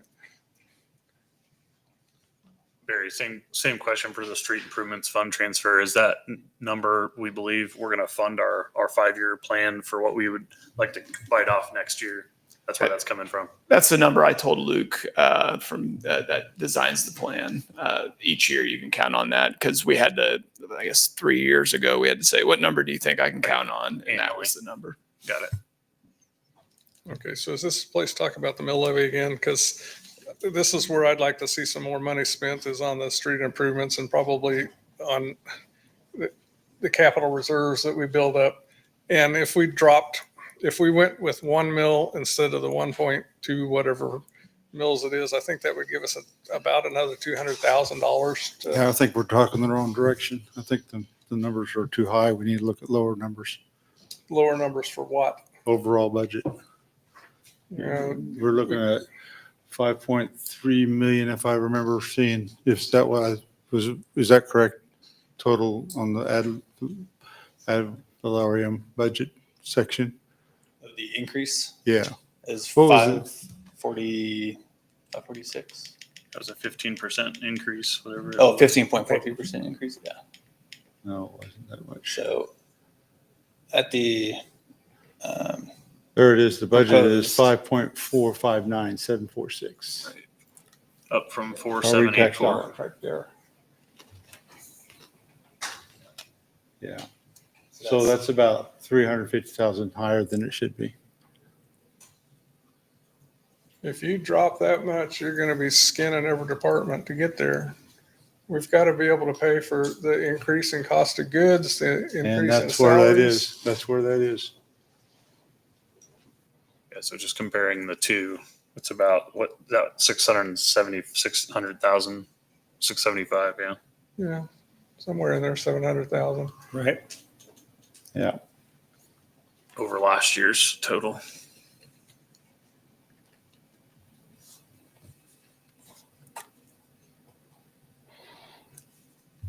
And I wished I believed inflation was only 3% on everything I buy, but I know it's not. But it is on some things and it's less on other things. Yeah, but it doesn't average to 3, not on what I buy. I'm sorry, but that's not what the numbers say. So That's why I'm saying though, you can figure any number you want. So Barry, we can only look at the macro. the total difference, the 675,000 year over year, represents approximately 5.19 mils, and that would be if you got down to revenue neutral. That's using the 130,000 as a guess, or your estimate as per mil cost. if we went with 42 mils Right. for the budget. At the proposed, it's the 578. I think it was the next slide. Maybe it was the next slide that showed what revenue neutral actually would be at. It'd be 30. Well, it's 36, but it is like, 36.76. That's if you, Yeah. that's if you don't take any of the that's a pretty 675 academic growth. number. it matched the I was gonna 4.7 say, number. you're on the giving left. up all that growth if you go to revenue neutral. We've got more houses, we've got more businesses Yeah. paying taxes. We have That's where more the services. 5.1 comes Right. in. Easy to justify increased total there for the budget. Yeah, that's where the 5.1 comes in. You're Right. taking into account inflation, you're taking into account growth of per population at 5.1. This goes over that and grows actually another $350,000 over inflation and population growth. And so I'm right back to, what are you gonna cut? Jim, You're where, I'm gonna not have cutting to go- anything because we don't even spend that much now. We spend 4.784. So we're not cutting anything. Everything's an increase. Jim, where are you getting the 5.1 million? When we ran the numbers and Barry did Our last gave it budget to the last workshop. budget number or Right. workshop and found that CPI adjustment. the CPI Right. adjustment and the population growth put it at 5.1. And that's the target I'm looking for. Okay. Because that takes care of the inflation and that takes care of the population growth. So 130,000 is due to the 27 pay periods instead of 26. Just to make sure we have that in mind as well. Okay. Because that's not something we've That's thought not about. something that, yeah, Right. would be captured in a CIP or anything. Right. So right now for the 5.2 or so. So right now for the 26 budget, we're over budgeted on expenses at 223,000, 140, 145 of that's that 27th pay period. With that budgeted the way it is now, it would drop our 25 fund balance to just over 3 million at the end of the year. And after 26, with the way it is budgeted, drops us to about 2.8, which is about 28.6% of revenues. And that's your reserve balance, right? Yep, that's your fund balance there. And the best practice is 30% target. Is that right? 20 to 30 is the range you want to be in. Yeah, We talk to rating companies, love that 30% mark. That's how you get the best rates on your debt issuances. And you keep hearing out there in the political world that all the cities and counties are keeping, and school boards are keeping way too much money. But I push back on that argument and say, if you don't keep these numbers in this 20 to 30% range, you're going to cost your bonds. Bonds are going to start costing more money. You're going to raise the cost of cities and of government, not lower it. If we had a bigger total budget, we could have a smaller reserve. But our budget is so small that if something happens, we don't have much money there to cover it, much actual dollars. The ending fund balance there is roughly 700,000 over our annual payroll for a general fund only. So we could pay everybody for about a year and do nothing else.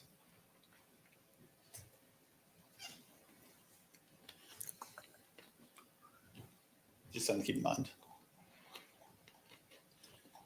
Well, I'll just throw in, I was pleasantly surprised. I thought, I liked how you broke out the growth and everything. I thought this kind of splits the middle for, between John and Jim's concerns. And my understanding is you guys, I've always been conservative in your budgeting. We often end up with more Right.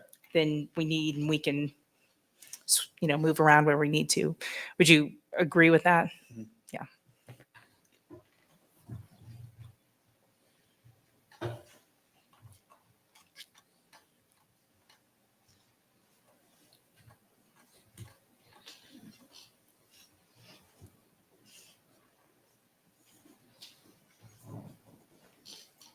Yeah, I mean, I'll make some comments too. I was generally surprised that you're proposing this big of a cut too, just from the mill, not thinking budget, just the mill on the surface. But when I do dig in and see the items that we're allotting, I do kind of feel like this is a little bit of a happy medium. I would like to spend more on roads if we could. I'd like to spend more on parks as well. But I do think that we're starting to trend in the right direction as far as putting line items and being consistent and finding where we can provide value, like Eagle Lake Park. Maybe there's an opportunity at another park. Maybe can't get too crazy. We can't do 2 or 3 parks a year. We can maybe bite off one every 1 to 2 years, unless we come up with other revenue sources, which I think is a different discussion when we have our CIP discussion. I think we can go down that road, but I tend to think that this is a decent happy medium. I'd be okay just rounding it down to an even 41 mils. I know you suggested 41.225 or whatever the number is, just to, I know that's an estimate just for the sake of getting to the next full mill. But again, the budget feels like it's tracking in a way that, we're managing our road improvement projects well. We're spending at a decent level, more than we have in past years. Obviously, we've got some risk built into that budget, that we need to cover with things that we're still wrapping up on Woodlawn. And I think those are all smart decisions to make. So I can't fault anybody for putting those in there. I think those are good advice by staff. I am struggling a little bit with just, could we move some other things forward? But I know that's a different discussion with the CIP and maybe some other some other strategies. So I'm going to hold that for that discussion, because I know that's separate. But appreciate you guys putting the budget recommendation together, though. Let me ask you this question from a different direction. How much does 1 mil affect a $100,000 house? $11.50 So per year. we're talking maybe $50 or less for every resident, every homeowner here in the city. Median value is about 225, so $35. Yeah. So the question would become, if we allowed the general public to weigh in, do they care if we take an extra $50 of their money and use it for roads and parks? Okay, Or do they really want that $50? So what's the big thing that the people are screaming about over the last several years? They're screaming about property taxes, and property taxes keep increasing over and over and over. I mean, this is the biggest subject in the last 3 years that we've heard I know. in the and state. it's And we are part of the issue there. I'm not saying we're a problem, but we're one of the entities that We have control. directly affects property taxes. Okay. yes, we are. And so we And I need to also be very think that conservative the people that about are what we do. screaming don't look at the budget. They've never looked at it. They don't know how much we're spending. They just hear that property taxes went up and they get on that bandwagon and they toot that horn as loud as they can. Yep. So we need to do our part. And so We our can't do it part all. is to manage the money to the best that it should be managed, and not worry about whether they're screaming or not, but whether or not we're doing the best job with their money that we can do. John, I get where you're coming from. And it's like, property taxes are so confusing, and we're only a third of their property tax bill. And you throw specials in there and it's really confusing. So I get what you're saying. Like, it's only a small amount, which is why I look at the mill levy reduction as a multiple year thing. For each individual year it's $50, but I've been here 3 years, and you look at the chart of how far we've come, that starts to add up to real money over a lot of years. And the big thing I look at is it's 9.8 mils, right? For the land debt. Roughly, yeah. Yeah, that's the real problem. We're running incredibly efficient when you factor that in, but the end is in sight. I mean, we're within 8 years of getting that millstone off of us. So I get what you're saying. So that was the last little piece I was going to throw in. I'd be in favor of supporting this budget as is.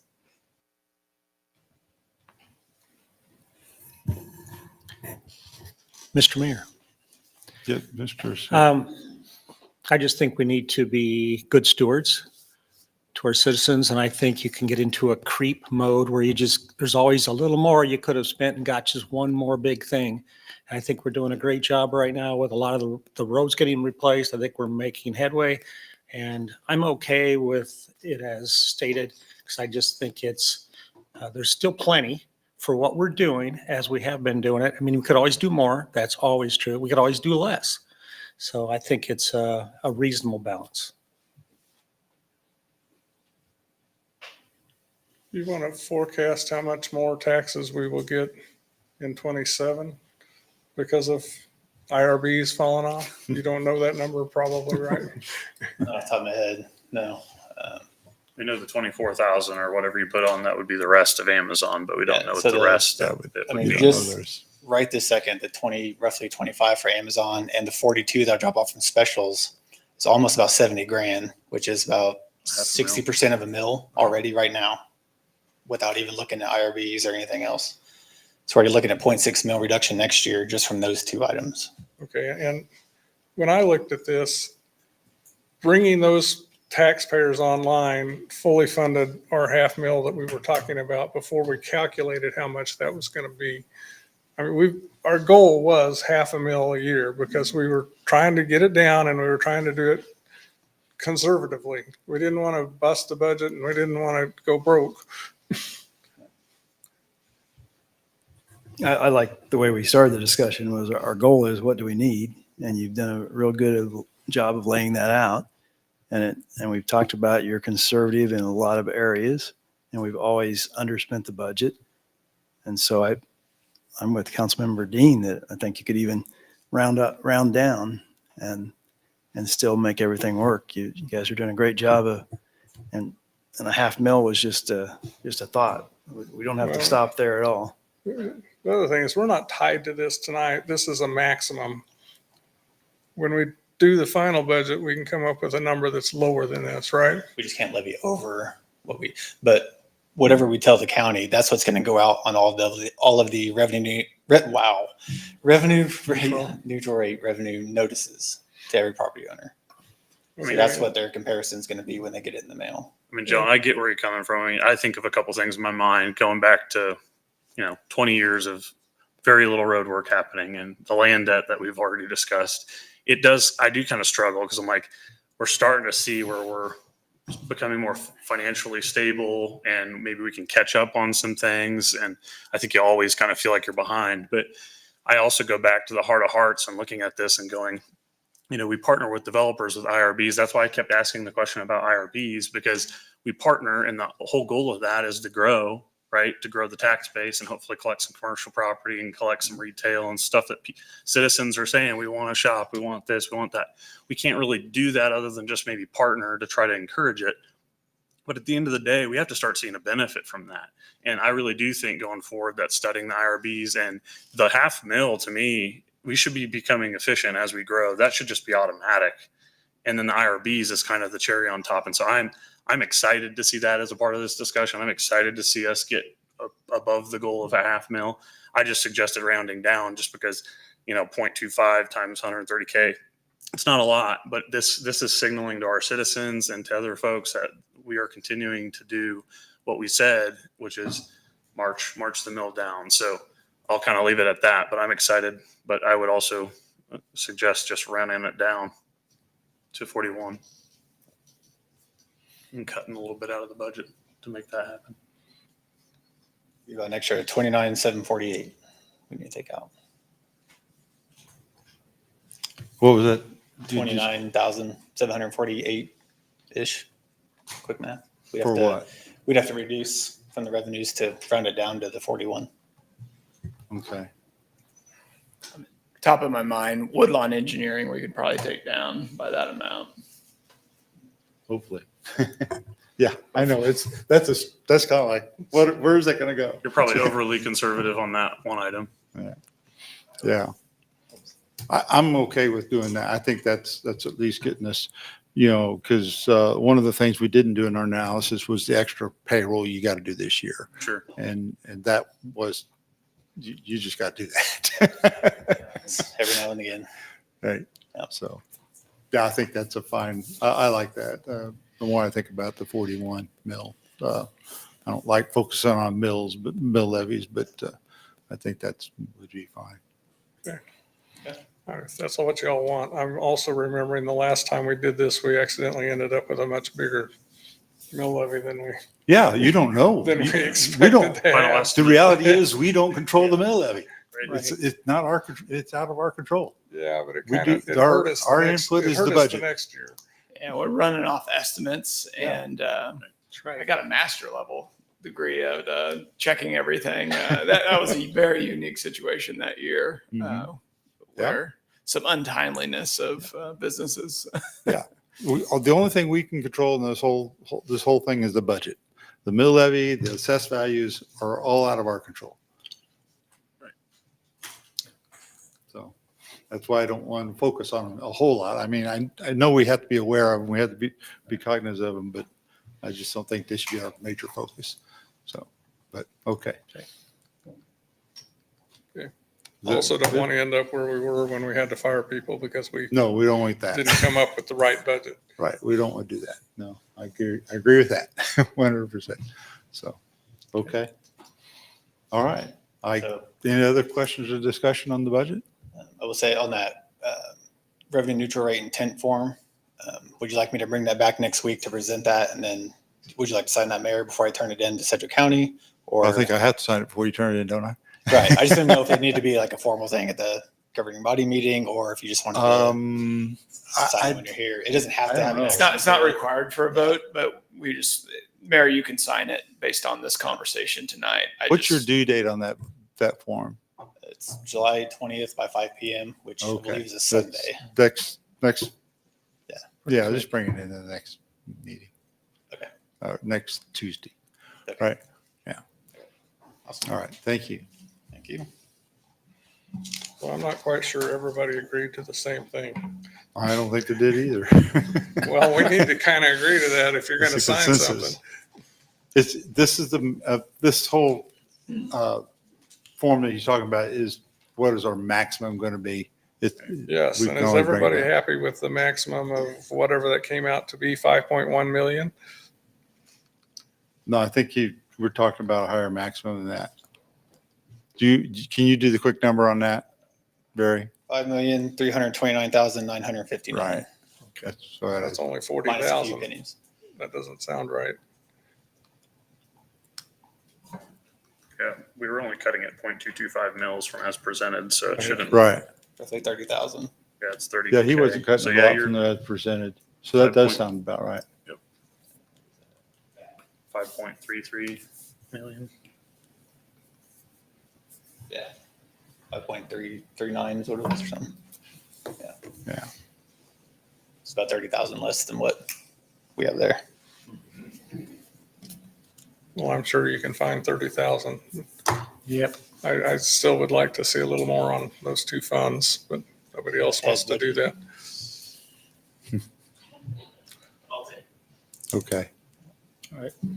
I think the CIP discussion will be helpful, John. I think to me, we got some priorities and that's a different list. So that's why I kind of just, Yeah, And that's, I'm the happy good with thing this. about the CIP, it doesn't have to all be spent in 1 year. You can Right. do multiple year projects on that. Right. So as long as the money's there. Okay. That's all I have. I guess the next thing. Thank you. Thank you, Barry. Appreciate it. The next thing is the draft water code, and I think Mr. Hinkle is going to give us a presentation.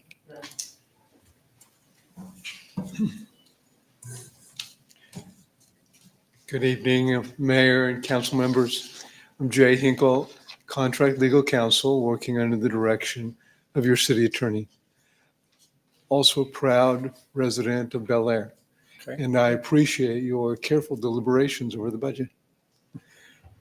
Tonight, I'm presenting to you the first in a couple of sessions dealing with comprehensive changes to the water code. Why are we proposing to refresh the water code? Well, this is the staff indicated that this was a prime priority. The water code and the bills that come out from it really hit every single resident. And it's something that we can improve significantly by making the processes that we use to encounter and deal with the problems and help our citizens, make them more transparent. And we're hoping that this is going to be the first in sort of a large-scale revamping of the city code. It's been 46 years since a lot of it has been done. There have been legal changes, requirements. Some of those are addressed in what we do here, have to look at today. There have been certainly best practices that can be incorporated. And then we discovered after several sessions with staff that what the code requires or allows doesn't match with what the actual practice is. And so we want to make all of those things marry up. You have had in your possession now for almost 2 months, but I think a copy of both the, what we call a delineated code that shows the old version of the code with all of these changes, and then a clear copy that you can look at to see what we propose as going forward. And so I titled this slide, "What does it have to look like this?" It looks like an absolute mess. And the idea is so that we can make this kind of change while we're doing changes to incorporate best practices and legal requirements, taking the opportunity to simply make the language more straightforward and more accessible to the citizens. And so I would say that I contend that this column on the left says exactly the same thing as the column on the right. It's just that it has the legalese taken out of it. And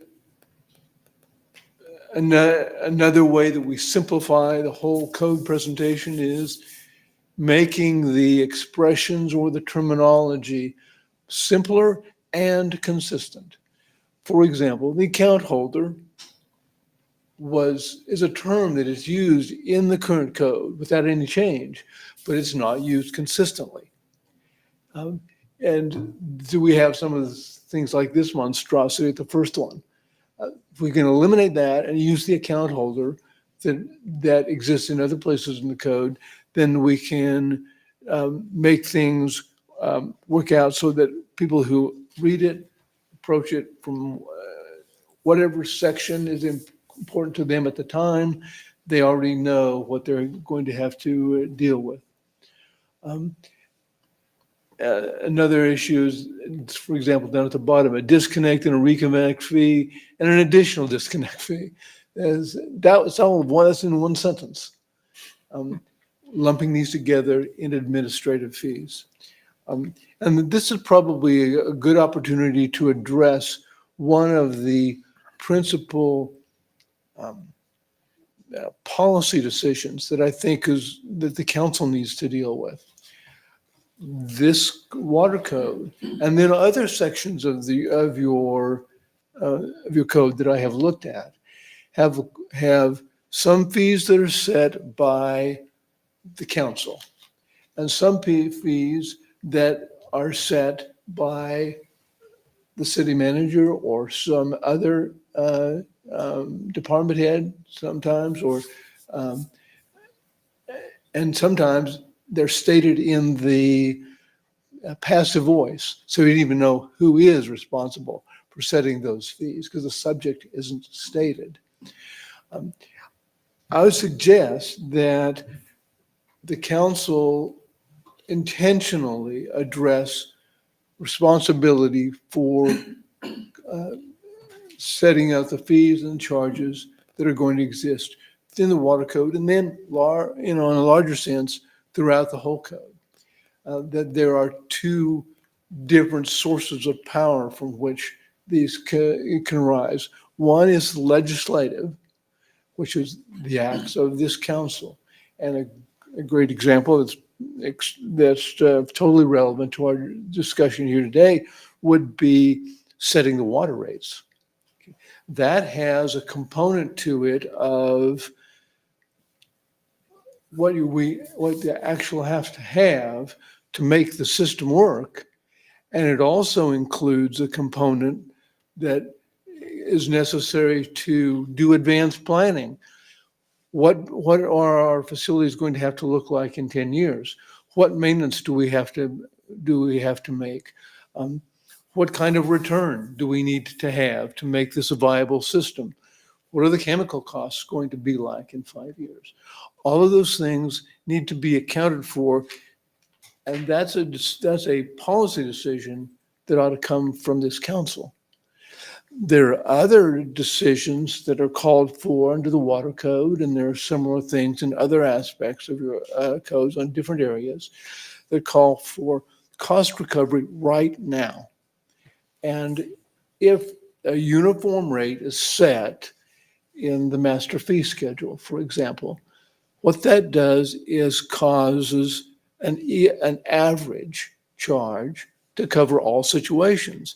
And there are some users who will generate significantly more cost, and they're being subsidized by individuals who have a standard or even a simple connection, for example, in terms of water connections. And often it's the residential people who would in water rates, it'd be the residential people who are subsidizing the commercial. And I don't think that would be the intent. But anyway, we'll get to that in a second. Sentence is more clear. They look about the same, but I think you'll find that the second one has the subjects identified. You know who is taking action. You know who is responsible. The other one is in the passive voice. And this is an example where, for want of decision what to do otherwise, everything gets put on the city clerk. And the proposal from staff that we have here is that the utility department that takes the direct action to do the connections, to do the disconnections, to set up the accounts, ought to be the one who gets the notice, not the city clerk. Just make it more efficient, eliminate an extra step in the process. Improving due process for customers. This is one of the areas in which legal requirements have changed since the time the code was written. Somebody had the idea when it was originally proposed that they were going to have continuing new violations. Well, I recognize that as something that comes from EPA regulations. The suggestion here is that it doesn't have any business in this kind of a water code section because you have the ultimate power to shut off service anytime you want to. So there shouldn't be allowed continuing violations for which penalties are being sought when the city can mitigate that by eliminating the cause of those violations. The second one, water service fees can be set by separate resolution or inside the master fee schedule. The code is proposed here. The current code says that water rates are set by separate resolution and then included in the master fee schedule. I believe that in this area and in other areas as well, those kind of legislative acts are sometimes handled by the council by making line item changes in the master fee schedule. My suggestion to you is that is not as transparent as it could be to your citizens, because when they're interested in water rates and they pay attention to the agenda and come to listen or provide their input after watching on television a discussion of water rates, they know to deal with that because it's on the agenda. But I don't think when the item on the agenda is revision of the master fee schedule, that clues anybody in that their particular item of interest is potentially something that's going to be addressed and fees altered. There's no legal requirement that it be either way, but my suggestion is that for the greatest amount of transparency, you retain the requirement as found in the current code that water rates be set by separate resolution and then can be incorporated into the master fee schedule.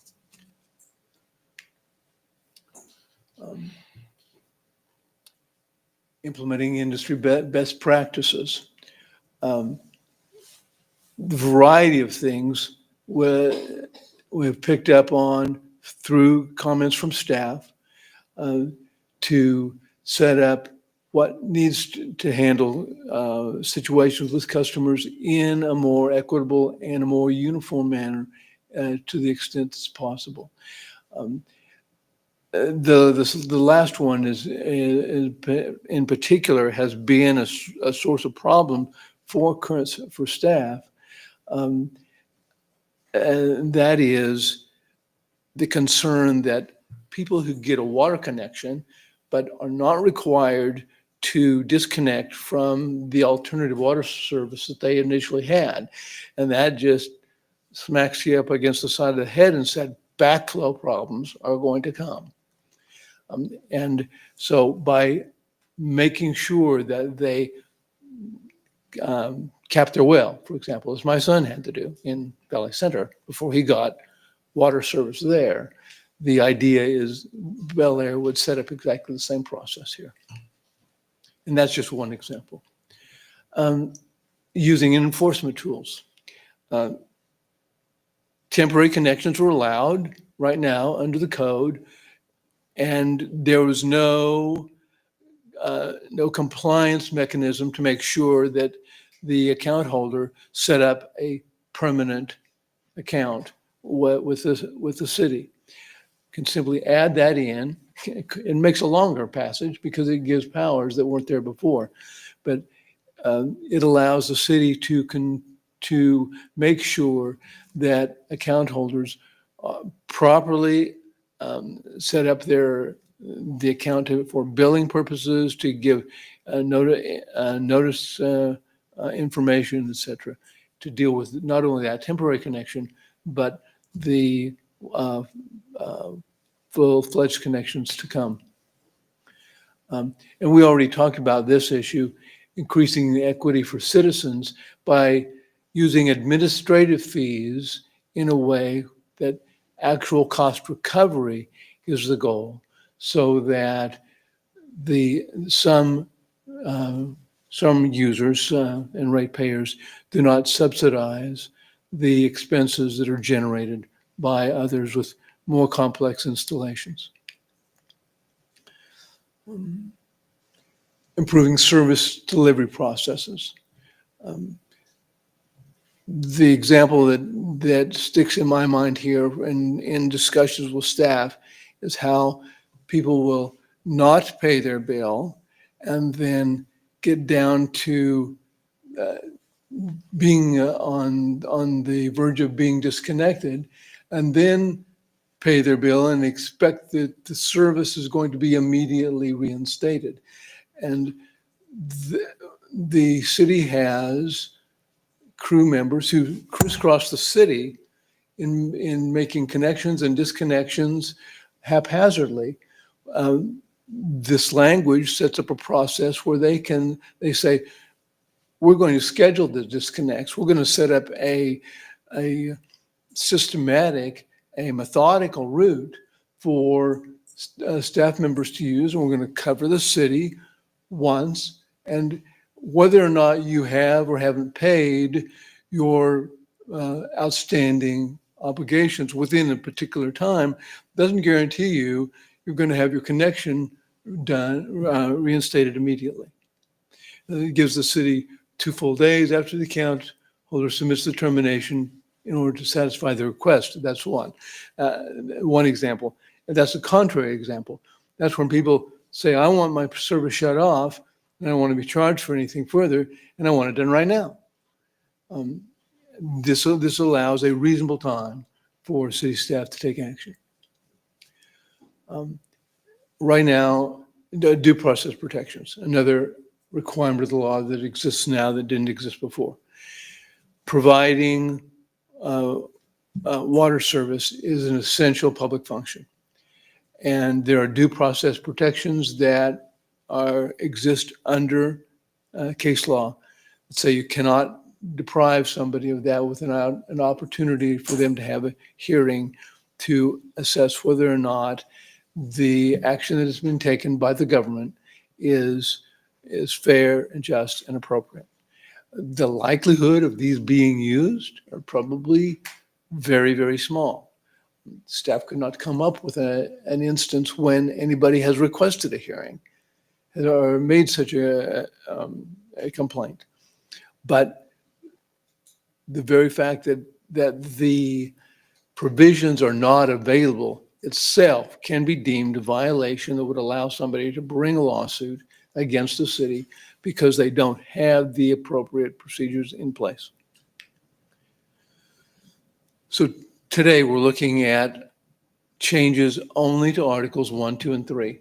And because it's a huge amount of information to absorb all at once. And the substantive changes that exist in 1, 2, and 3 are presented here on these slides.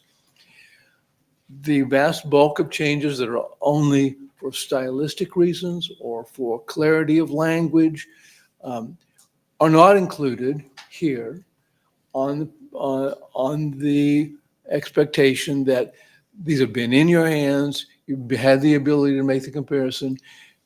If there is a question that you would have, you can raise it at this point. If you haven't done that, it's a workshop setting. You can present that after the fact, and staff can deal with it then. 16.1.1 water rates set only by separate resolution. That just clarifies, if that's the approach that you want to take, it clarifies that the water rates are not to be changed by simply amending the master fee schedule alone. 16.1.3, the application fees are set by the city manager at administrative cost recovery. That means rather than having a uniform application that exists exists on the master fee schedule, that city manager has conferred with the finance director, with the utility department to determine whether or not any particular applicant for water service has generated or will be generating a fee for inspections or for other type of work. If they have an extensive and difficult connection to make, for example, to tie into the system, those things can affect what they ought to be paying as an application fee. And they can be adjusted ad hoc by the city manager if you would allow that authority. So that's the flip side of the proposal. The legislative action by the council, but allowing administrative action for the city manager. Again, that is a proposal. It is not under the current code, but it is one that I think would be efficient and effective for the city. So related to those, my thinking is that all those should be in a master fee schedule and not something that's just discretionary.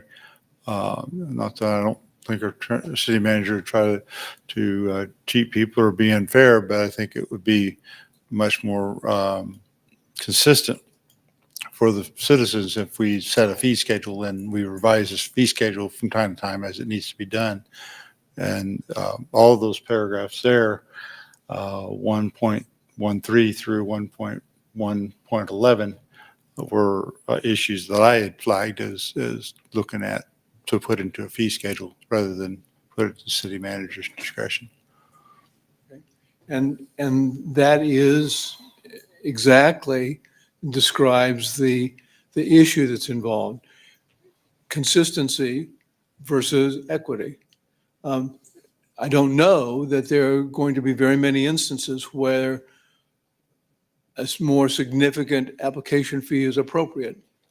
I don't know if you want to consider whether that possibility.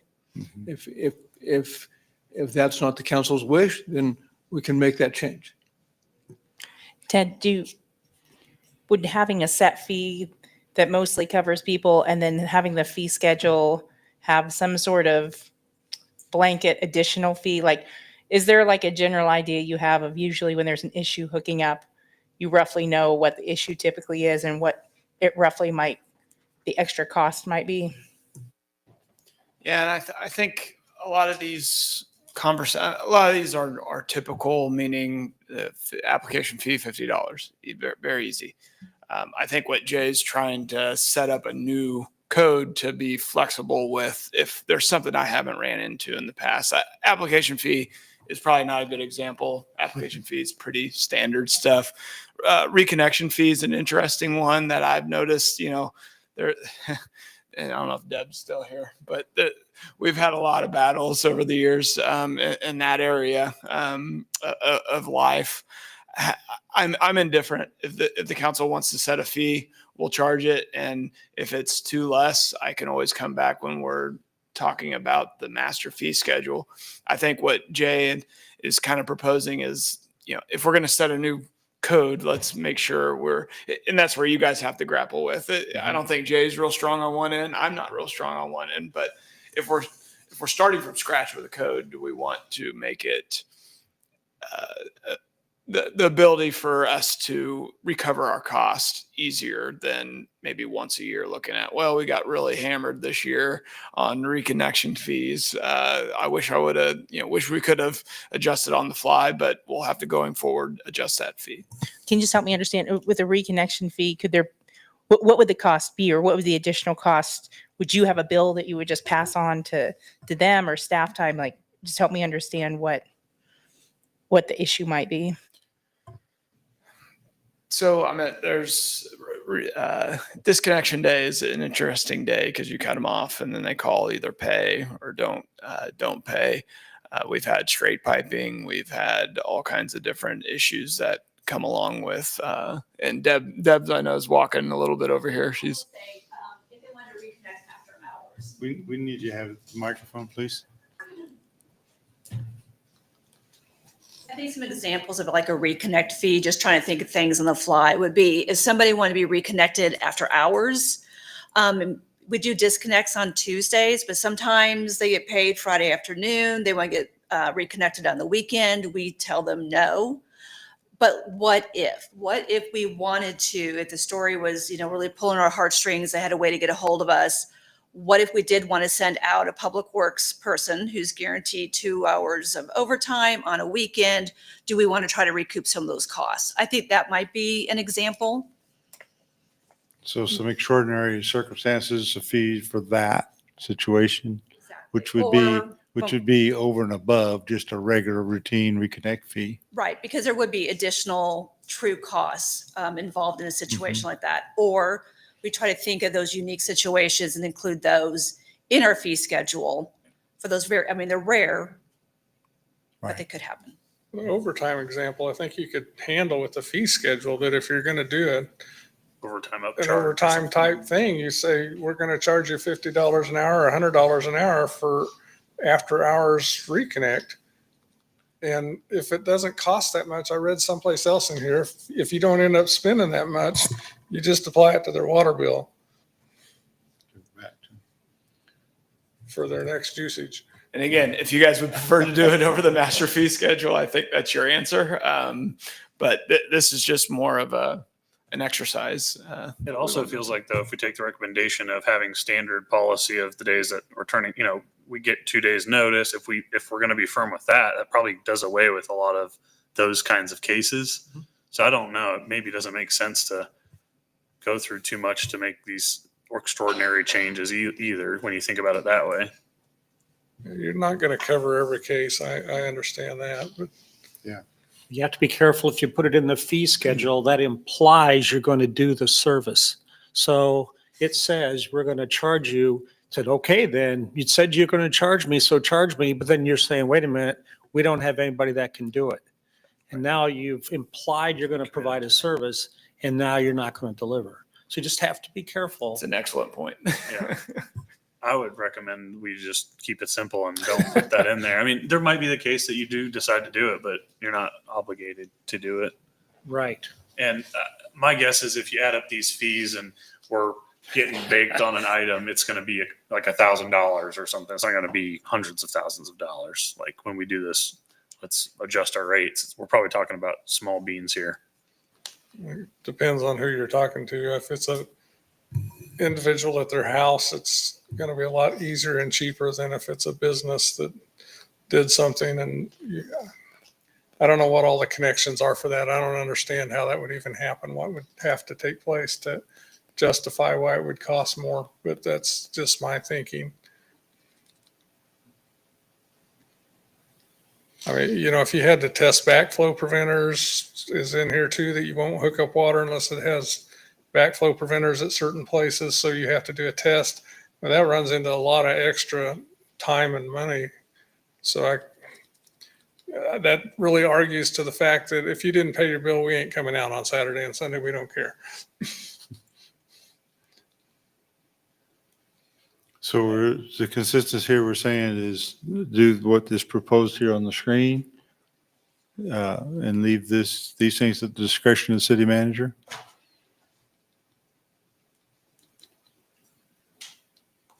No, I'm not. We're not arguing that it should not be a fee schedule.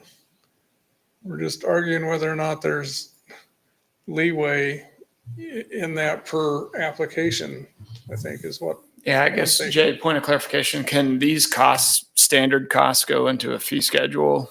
Meaning application fee, $50, delinquency fee, reconnect fee, $50. And then this reading in here would be an opportunity if we find an abnormal situation, I can have the authority to charge at labor costs. Yes, certainly you can set up all the standard fees in the master fee schedule. Then you could also make in the master fee schedule an entry that says, if the capacity exists to accommodate extraordinary circumstances, then the city manager has authority to charge actual expenses to accommodate that. That would address the weekend connection. That would address the implication that it would be done because it's contingent upon having the resources available to do so. That sounds good. I like it. Okay.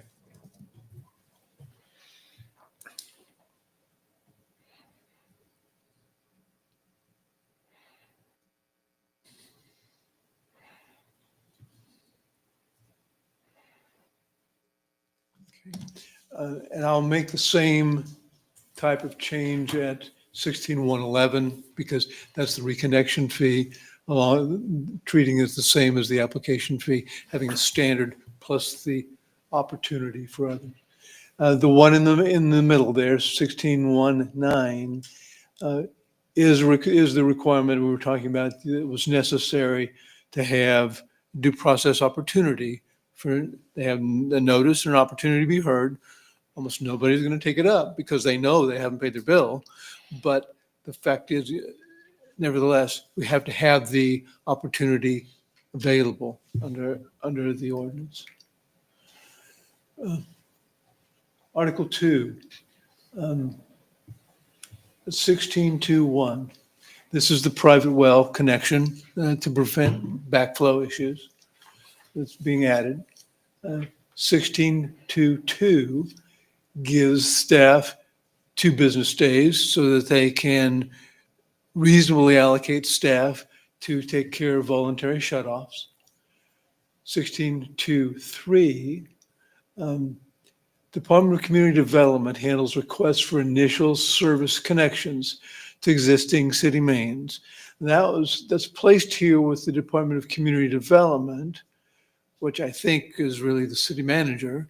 The idea being that these are totally new connections that are possibly in new areas being developed, going to require the installation of new city mains as well as taps into existing mains, and that there would need to be coordination at the city manager level among departments in order to make that happen.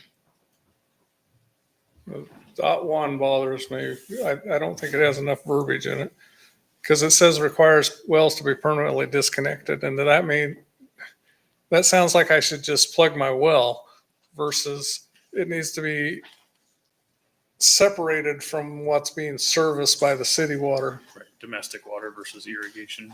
Right. I think that's true. It seems too generic, not specific enough that it's not Yeah, that's where I'm disconnected from headed. domestic water. Yeah. Isolated from Right. city water. Because certainly there's folks that would want to continue to use their well for irrigation. Sure, they're going to put it purposes. in their yard. Right. Yeah. That was the idea, is to maintain them for lawn Right. irrigation. So it must be isolated from the city supply. Isolate from the potable water system. Yep. Yeah. I like that. Good catch, John. I'm also noting down here that you actually ask a lawyer to add language.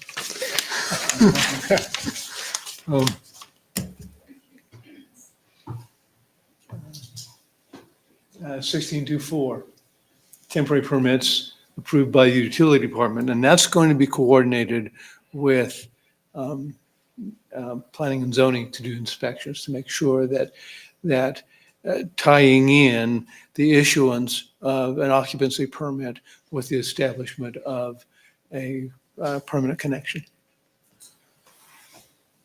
And so 1624, several in 1624, the code enforcement officer who sets the requirements for that temporary permit sets that temporary permit at a 2-week duration, so people can't count on that as an ongoing connection. And in fact, it's going to get shut off because the assumption is that it is a temporary connection. You know it is when you make the application. You know it's for 2 weeks only. And so unless you reapply, it's going to be shut down.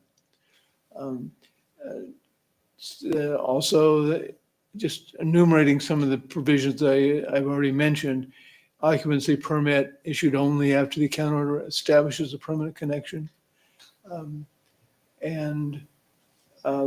The last one, applicants for service who are outside the city have to apply for annexation in a manner that they cannot revoke at a later time after they have service. And are we just doing that to be mean, or because if they're applying for a connection, they must be close to one. Is there a reason why the city would not want to service somebody outside of the city? If we've already got water and sewer within the necessary distance to their house, to their building? We actually have situations now where there are people who are not in the city, but get our city water. There's only a handful of them, but there's an area. Okay, so then that sounds like we don't want 2.5 at all. I was kind of curious about that myself because it would be an advantage to us to sell more water. So if it didn't cost us much more to connect them, why wouldn't we?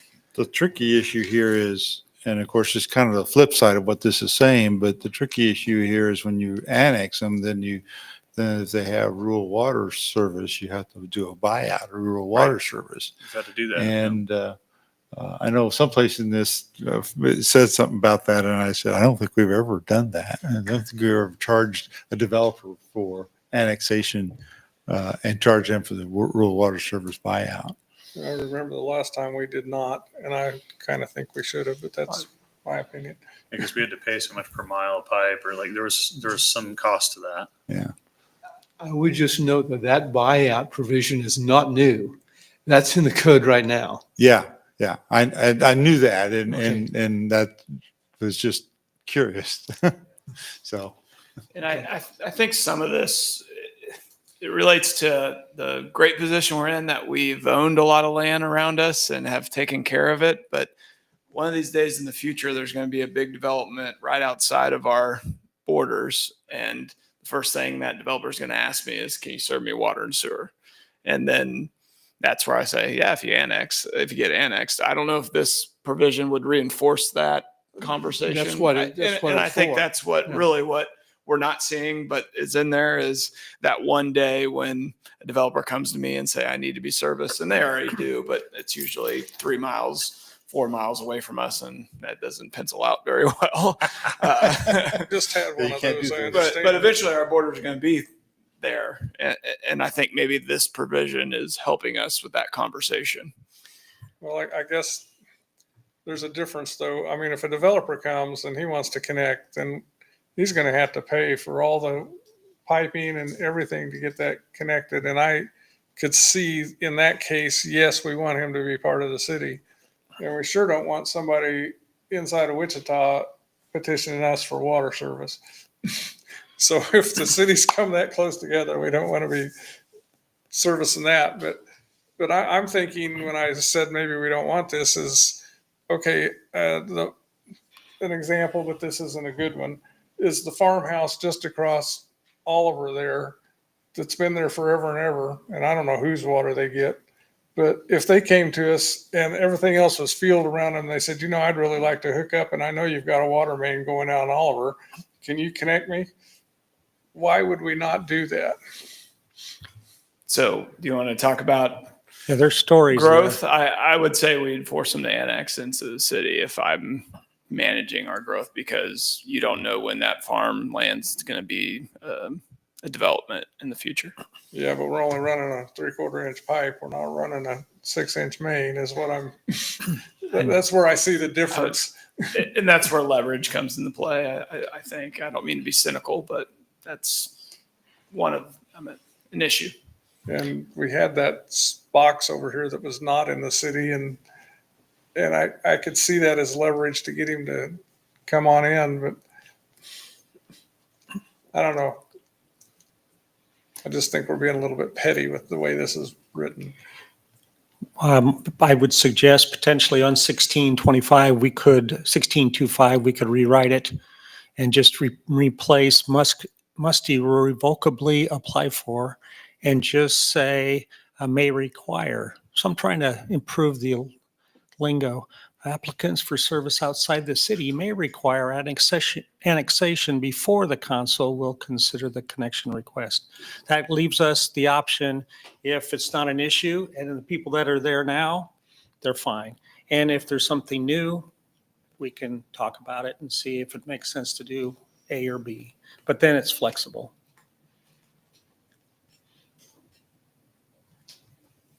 You want more leverage.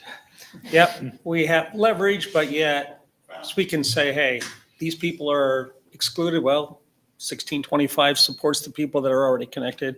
Anybody new, we'll have to look at it. It seems like you have to leave it open for people that are already there. You do. You can't really, Well, and at what point do they become an applicant for service? Is that when somebody changes ownership?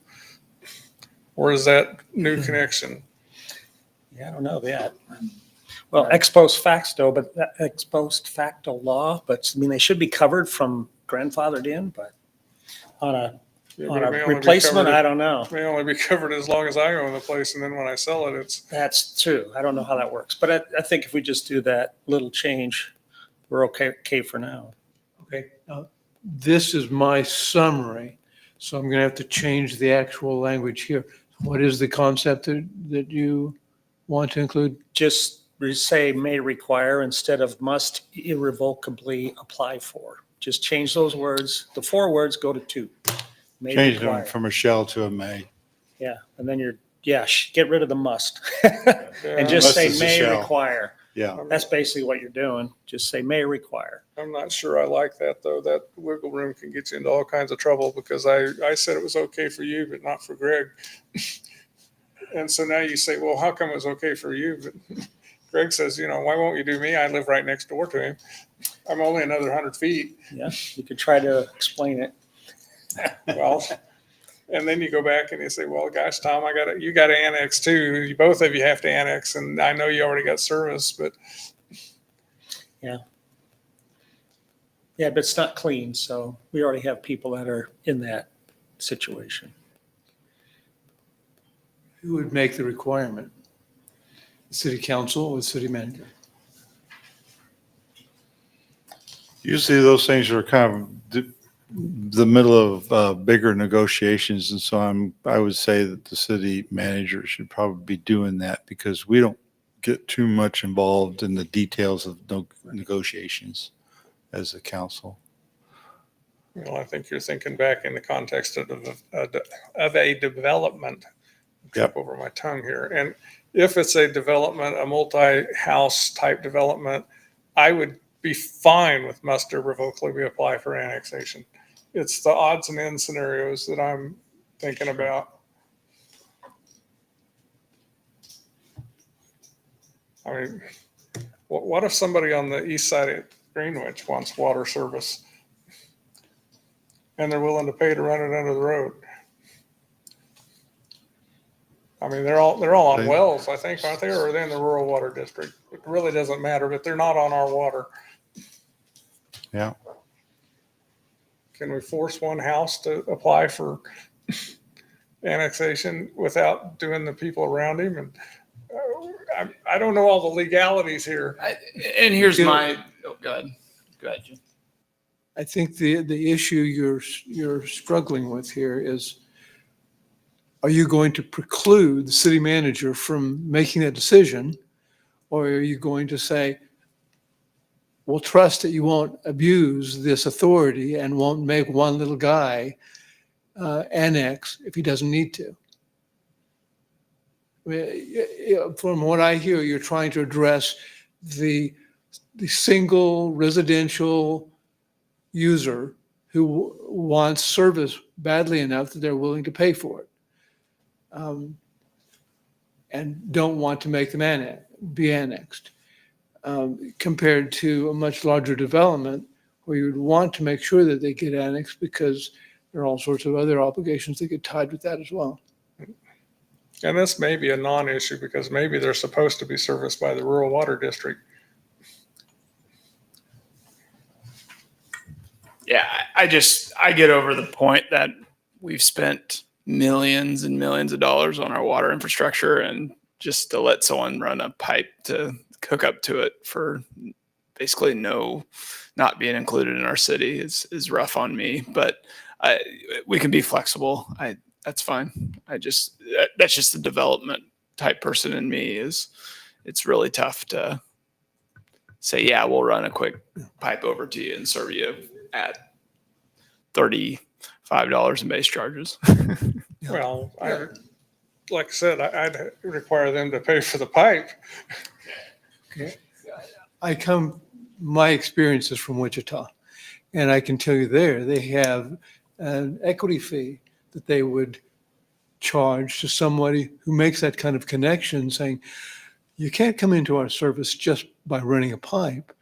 You're benefiting from the costs that we have incurred to develop the whole system Right. that everybody else has paid in for years, and you have an obligation to pay a portion of that fee. Yeah. And so it's not an annexation, but they are required to make a lump sum payment in order to make that kind of connection. Yeah, because we have the treatment plants that we have to support. Exactly. That sounds like a pretty reasonable resolution to that, if you can figure out what that equity fee would be. Actually, later on, we have an equity fee provision. It's not in 1, 2, or 3. We'll get to it later on, but we can use that mechanism. But you're exactly right. The rub will be, how do you make that determination? Yeah, I guess I would like to keep it the way it's being recommended. And part of me is thinking that it's not just as simple as the equity fee. And I know you guys are thinking about the one-off, the very special circumstance, but part of me worries too that not just have we built a system, but we have water. You brought up water and wastewater treatment. We have treatment plants, and that is a limiting factor in our growth. And so I do think it's nice to have like water service, sewer service tied to you're a part of that growth or you're not. So I don't know. I think I tend to lean towards let's just leave it as you got to annex if you want a request a connection. And wasn't the original? Please come to the microphone. For future annexation? Because it originally even said, they shall agree in writing to the city's immediate or future annexation of the Yes. property. So we were already here. Yeah. So Okay. this is kind of more of a clean up the language, make it a little more concise. Exactly, And yes. instead of saying immediate or future, we're just saying, make one application, we're gonna take care of it all, your request for water, your request for annexation, all at one time. The change here, besides just a general language cleanup, was to make the request for annexation irrevocable and immediate. The potential for future annexation or the potential to back out of that request for annexation exists under the current code. Okay, and then further down though, that we say that we may decide not to give them water anyway, even though we just annexed them. I think you end up with another issue there. Yes, it does. It does say that, yes. But I've taken your discussion here to indicate that that's not something that you want to pursue. So No. I'll make that change. It's not- Shall I put in a provision shall I take this out entirely or put in a limitation such as city manager may reasonably require annexation? Does that cover the little guy? I don't know, it gets more complicated, but I would like to give them the out that if we don't decide to annex, then they can withdraw their application for service.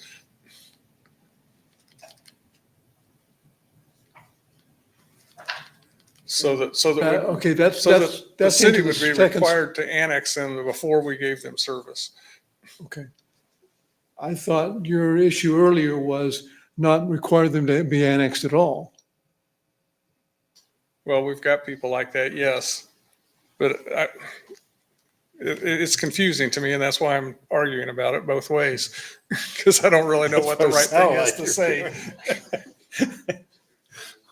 I wasn't sure which way you were going with this. Well, I'm trying to think of both sides. Yeah, yeah. Yes, you told us. So I think it's really just requiring them to apply for annexation. And we can act on those, or you guys can act on those separately on the annexation by itself and the water service by itself. So if it's just a single house out there, we just deny the annexation application and then deal with the water service at that point. I think that's the next line. At the end of that That's paragraph. one way to do it. The other way is we annex them and then refuse them water.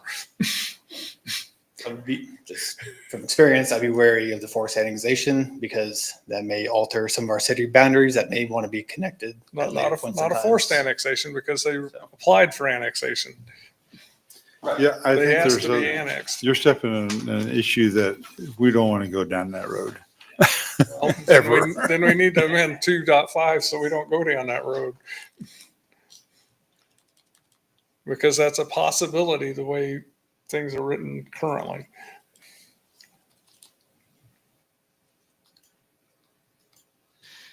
I mean, it's Ted's house and he I'm wants sorry, water. and I don't want- understand I what the really don't want request is Ted to now. get water, but I want him to be annexed into the city so he can pay taxes like everybody else.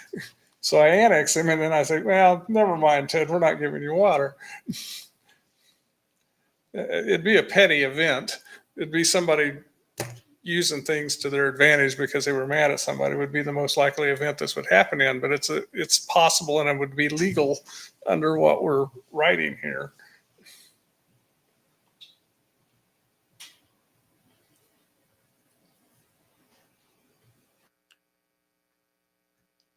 Okay. Do you want to require a request for annexation along with a request for an out-of-city connection? That's be step one. I'm fine with requiring both requests, but not making it irrevocable. I guess is, Is and the even verbiage- still, leave it like it now, is, then. now we're even splitting the finer here. Let me ask this question. Is the verbiage that was in the draft proposal that was sent out in May the same in that as in the current draft to the 16.2.5?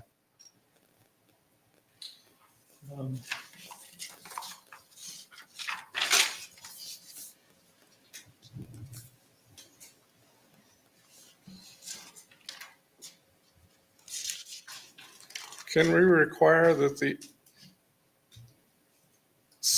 application for service and the annexation be tied together I was wondering the same thing. so that if one Well- fails, they both fail, or So let me just read what I was asking him about, because it's a fairly simple paragraph. So the owner of property located outside the limits of the city of Bel Aire may apply to the Department of Community Development for such property to be served by the municipal water and sewer systems in conjunction with a written application for the property to be annexed to the city, into the city. The city council may act on the request separately if it so desires, and the property owner's request for annexation cannot be contingent upon the city council's potential approval of the request for municipal water service.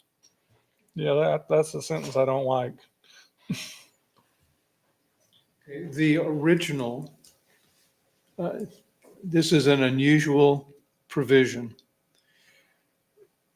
All of the original has been struck, and all of the language presented to you for consideration is new. Here's the original. A property owner making application for water service to be provided outside the city shall agree in writing to the city's immediate or future annexation of the property for which the water is provided. Period. No options, no exceptions. If you are outside the city and you want water, you agree to be ultimately at some time that you will be annexed. And Is have that we what you would like to continue?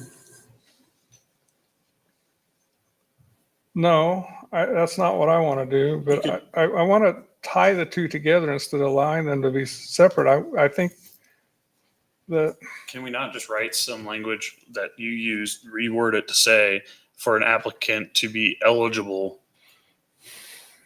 I instead, guess what I'm saying is they'd have to apply for annexation to even become eligible for water service. If we want to do that, that's the hardest way to do it, which is basically what that says, right?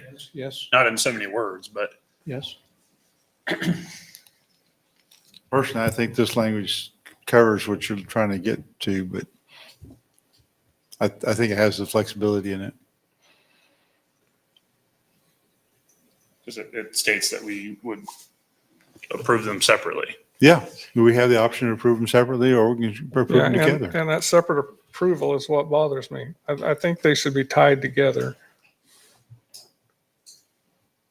That if you get one, you get the other, no matter which one you get. So that's contrary to your earlier point about the guy who lives across the Greenway, Chimwitz's house connected, and he doesn't want to be annexed. Yes, it is contrary to that.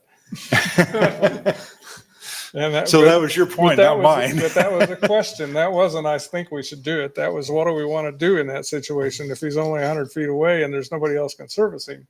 And so the answer to that question depends on, is he required to connect to the rural water district if he's outside the city limits of Bel Aire? I'm trying to picture Councilmember Welch's concern here, where, like you said, it would be like really disingenuous. You would force somebody to annex. How could you legally not give them water service if you force them to apply for annexation? Thank you for your question. You couldn't. In order to annex property, you have to establish you're going to provide essential city services. So the water service is going to be included in that. That's what I was So- thinking too, that you can't. Well, then that does not allow us to act separately. Well, it would allow you, in one sense it would, because Just provide water. if without you annexing. don't annex, you could, there's nothing that says, and the way this is written here, there's nothing that says you couldn't provide them with water. Right. But you cannot annex them and say, we're not going to give you water. Correct. Right. Okay, legally, we can't do that. Right. Trying to think of the backwards. I think we I figured always it out. like to think of things backwards to see if they still work. Imaginary parentheses that aren't there. I think it's You can't good. do that second part, yeah. So, I think it's clear as mud now. yeah, Well, at my least you got notes some water. say, redraft so that if the city doesn't annex, we cannot require water connection. Is that correct? That is true, but I don't know if you even have to write that. Well, we know wouldn't say that. we cannot require a water I connection. would put that in as an accommodation. Okay. Okay. Okay. Well, I guess that's true. The guy may still want to be on his well if we annex him anyway, but Article 3, we're going on to. yeah, let's go. Failure to install and use emergency shutoffs do not excuse responsibility for water use charges. When people, there can be situations where people have a water emergency at their house, they're not home, not available. It can be noticed and there can be a response from code enforcement, from utility department, even from the police department. If there's a water shut off on the outside of their house, shut it down, prevent further damage on the inside, prevent potential damage even going outside of their property. But most importantly, if they don't make that available for somebody to use, then they have no grounds to claim that they should be relieved of the responsibility for the full charges that they would incur for not having an appropriate response. And this is in response to a staff concern. Somebody has made this exact kind of query. They said, I have a special situation. We had this water emergency. I should not be charged for the full amount of the water bill. When in fact there was no opportunity for anybody to do anything to help them. Well, we always have the opportunity to shut the meter off. Do we not? Sure. So inside your home, somewhere in your home, you should have an emergency shut-off valve.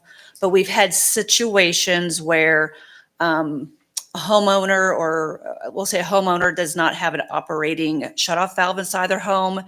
They detect a leak inside their home. They have no way of shutting it off. By the time they contact Public Works, they get called out, they arrive, they get it shut off at the meter.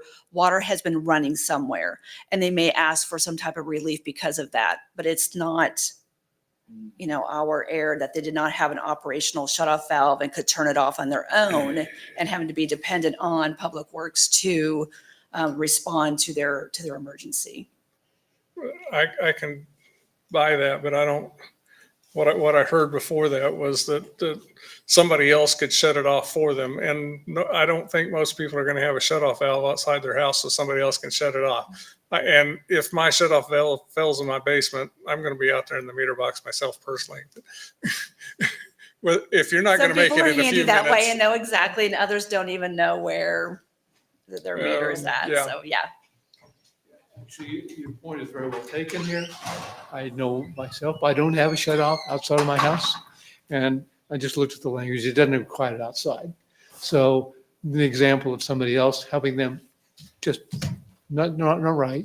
Deb is the person who asked for this, and the language here responds to her request. But it's for people who don't have a working shut off valve inside their house for them to take action. They can't mitigate because of their own prior negligence and yet ask for relief from the city. Well, I think the same thing applies if the pipe between your house and the meter breaks. You're still responsible for all that. So I don't know why we need this specific clause, but I don't think it hurts anything, I guess is my. 1635. This relates to setting up the appeal process. And the terms that are contained in here are the bare minimum that we have to have to meet the due process requirements. 1636 mirrors the 2 business days for action by staff that we've already encountered. This is just an attempt to make that a uniform expectation for service for non-emergency situations. 1637, repair of nuisance water flows requires city inspection before services is restored.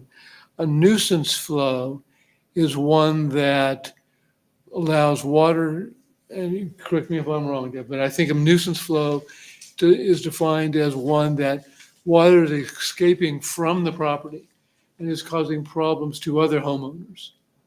At that point, it becomes a public safety or health issue that requires city inspection before the water gets turned back on. 1638 just gave stronger language for claims against the city that could be made, gave greater protections that are allowed under the law for the city. 16310. There's no good guidance right now on what happens if people don't allow their meters to be accessible. They park an RV over the top of them, or in some other way make them make it impossible to read the meter. This sets up a procedure where the meter reading can be estimated, slide up charge included. There's an incentive for them to rectify the situation, and then ultimately to reconcile the account when the meter can be read. 16313. Another due process requirement for a hearing before termination. This one for failure to repair a leak. Yeah, my only concern with that hearing is that it's kind of generic. It doesn't say who they make the hearing with. It says the city manager provide written documentation. But that was the general comment I had about these review hearings, is that there's like 4 different areas it's talked about in this whole code. And it doesn't seem to be consistent in how they're done. And I don't know that, I think maybe we need to look at, can we make that consistent? Okay. And I don't know what the right answer is. I'm not saying it needs to be this way or that way. It just needs to be consistent, I think. As I'm doing that, is there any suggestion on who is to be the hearing officer? Well, I think it's fine for the city manager if he wants to have that responsibility. If he doesn't, I don't know who else would be the right person. City attorney? Yeah, city manager is pretty consistent among a lot of hearings Right. for certain things. Can we make it city manager or his designee? I love that language, but How often does this come up? Does it even come up? not in the past year and a half. Okay. That's what I was thinking. It's kind of an unusual situation, but if somebody's going to do it one of these days, you never know. Okay, based on subsequent our prior discussions, I'm presuming you want the hydrant use permit fee to be uniform and set into the master schedule. Is that right? Yeah, Okay. I think so. This brings up a question kind of based on what Emily asked a few weeks ago, I think, was if the fire department is filling their truck for the rec center off a hydrant out on the street, who should they be actually filling it from a hydrant at their station, which is metered? Because we don't want other people connect to the hydrants. It was in here someplace that you can't connect to a hydrant without the valid permits and a meter.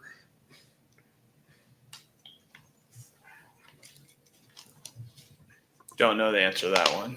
I can find out, but I would assume they don't fill up. They typically use their service inside the station to fill up their tanks, but I don't know. And the other question, since we're talking about hydrants, is why can't we use a hydrant to fill a swimming pool if we can put a meter on it?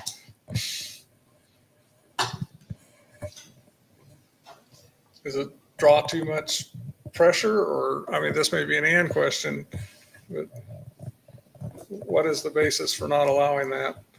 So right now, I mean, I can answer a little bit. So right now, fire department and contractors, right? I mean, if they get a meter, so people that are well trained, maybe you could say. So you'd just be running the risk of having an average citizen leaving it running and then disputing the charge. Like, I don't know. I'm just thinking of what could happen. Average citizen's not going to have the right equipment. Oh no, to fill their pool though. Like, I mean, you got to have a connector to the hydrant, and we're sure. requiring a meter. So if somebody drives by and sees you filling your pool, they're going to. Well, I'm saying if you permit it and let them do that, you're still gonna give the opportunity for somebody that owns a pool to come apply. I'm not even saying individuals, but if my pool company comes out and got a brand new pool and I want to fill it up, Right. I'm a business that deals with this every day, or I'm a landscape business and I do temporary sprinkler systems on a regular basis, and I run that off the water meter, the fire hydrant. Sounds like a contractor. Yeah, but we've said we can't use the fire hydrants for those purposes. Again, that's something that exists in the current code. Okay, I'm just bringing up the question. There's a good reason why it's in the current code, and I can't think of it right now. I'll get it back to you. I do know it would actually be more expensive for the resident to rent a fire hydrant meter to fill up their pool than just use their garden hose. The way the rates are set right now. Well, I'm not thinking about renting the meter. I'm, like I said, if I bought a brand new pool, the guy installs the pool, I'm assuming he's going to fill it up. Yeah, we're going to want to pay for that water. Well, somebody's got to pay for it. Yeah, so the city's not going to pay. So we need a meter on it. So he's going to put a meter on it. If we've allowed him to do that, we've given him a permit to do that, and we've checked his meter. And I do think we're trying to limit the use of opening up our hydrants. I do know that Marty is often having to go out there and repair them. They're very expensive to repair, very expensive to maintain. Of course, when they get opened and they get shut, you have to worry about the water hammering and affecting our lines. We also, when we rent out our meters, we usually have to track them down afterwards. The ladies downstairs are usually having to call them after 60, 90 days. Where's our meter? So it's just one more thing to track. I'm not saying it's a good idea, bad idea. I'm just saying that's some of the other. the water hammering, I understand, and the fire department apparently was the worst about that. Because they've got a I think power, they got they've better got a about power wrench instead of doing it by hand. I think they got better at it, but yeah, there was a problem at one time. In respect to your meters and trying to track them down, I guess you just send a bill out for them if they don't want to bother returning it. Or take a large deposit. Yeah, absolutely. And we have our $100 deposit, our $100 permit fee, but they're not cheap, that's for sure. No, So those yes, meters probably cost a lot more than $100. absolutely. Yeah. Okay. Okay, so the only change to this is I'm going to make the permit fee be in the master fee schedule. That's what I think I've heard. Okay. 17. And then the last one, 16.318, is not a provision that is in anything that's presented to you because it's an addition last week. It is in response to a staff issue that where multiple problems were encountered on one particular billing resulting from Tyler software issues. And I'm suggesting a provision that would allow reconciliation requests by either the city or the account holder for any time up to a year after the bill has been received. And likely it's going to run to the city's benefit more than the customers, but until software issues get ironed out.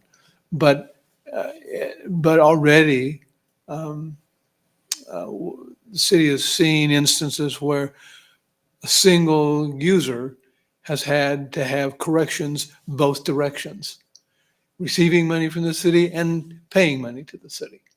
So this, and there's nothing in the water code right now that allows that. So they're suggesting a new provision, 316, that simply allows for reconciliation both directions for a reasonable amount of time. And if the city doesn't catch it or the customer doesn't catch it within a year, everybody's moving on. And that's all of the changes that I have suggested for this evening's consideration. So for next steps, I think we have addressed content questions on the fly as we go, but any others that you might have, be happy to receive. And then just would seek your approval to present further discussion on Articles 4 through 6, altering the code at a later time. I think you should. Yeah. It's plenty late. Okay, thank you. Thank you very much. Lots of things to discuss. Appreciate your input.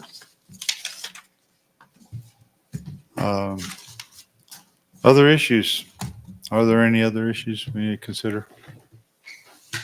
Okay, well, let's go home and we'll see everybody next week. Have a good night.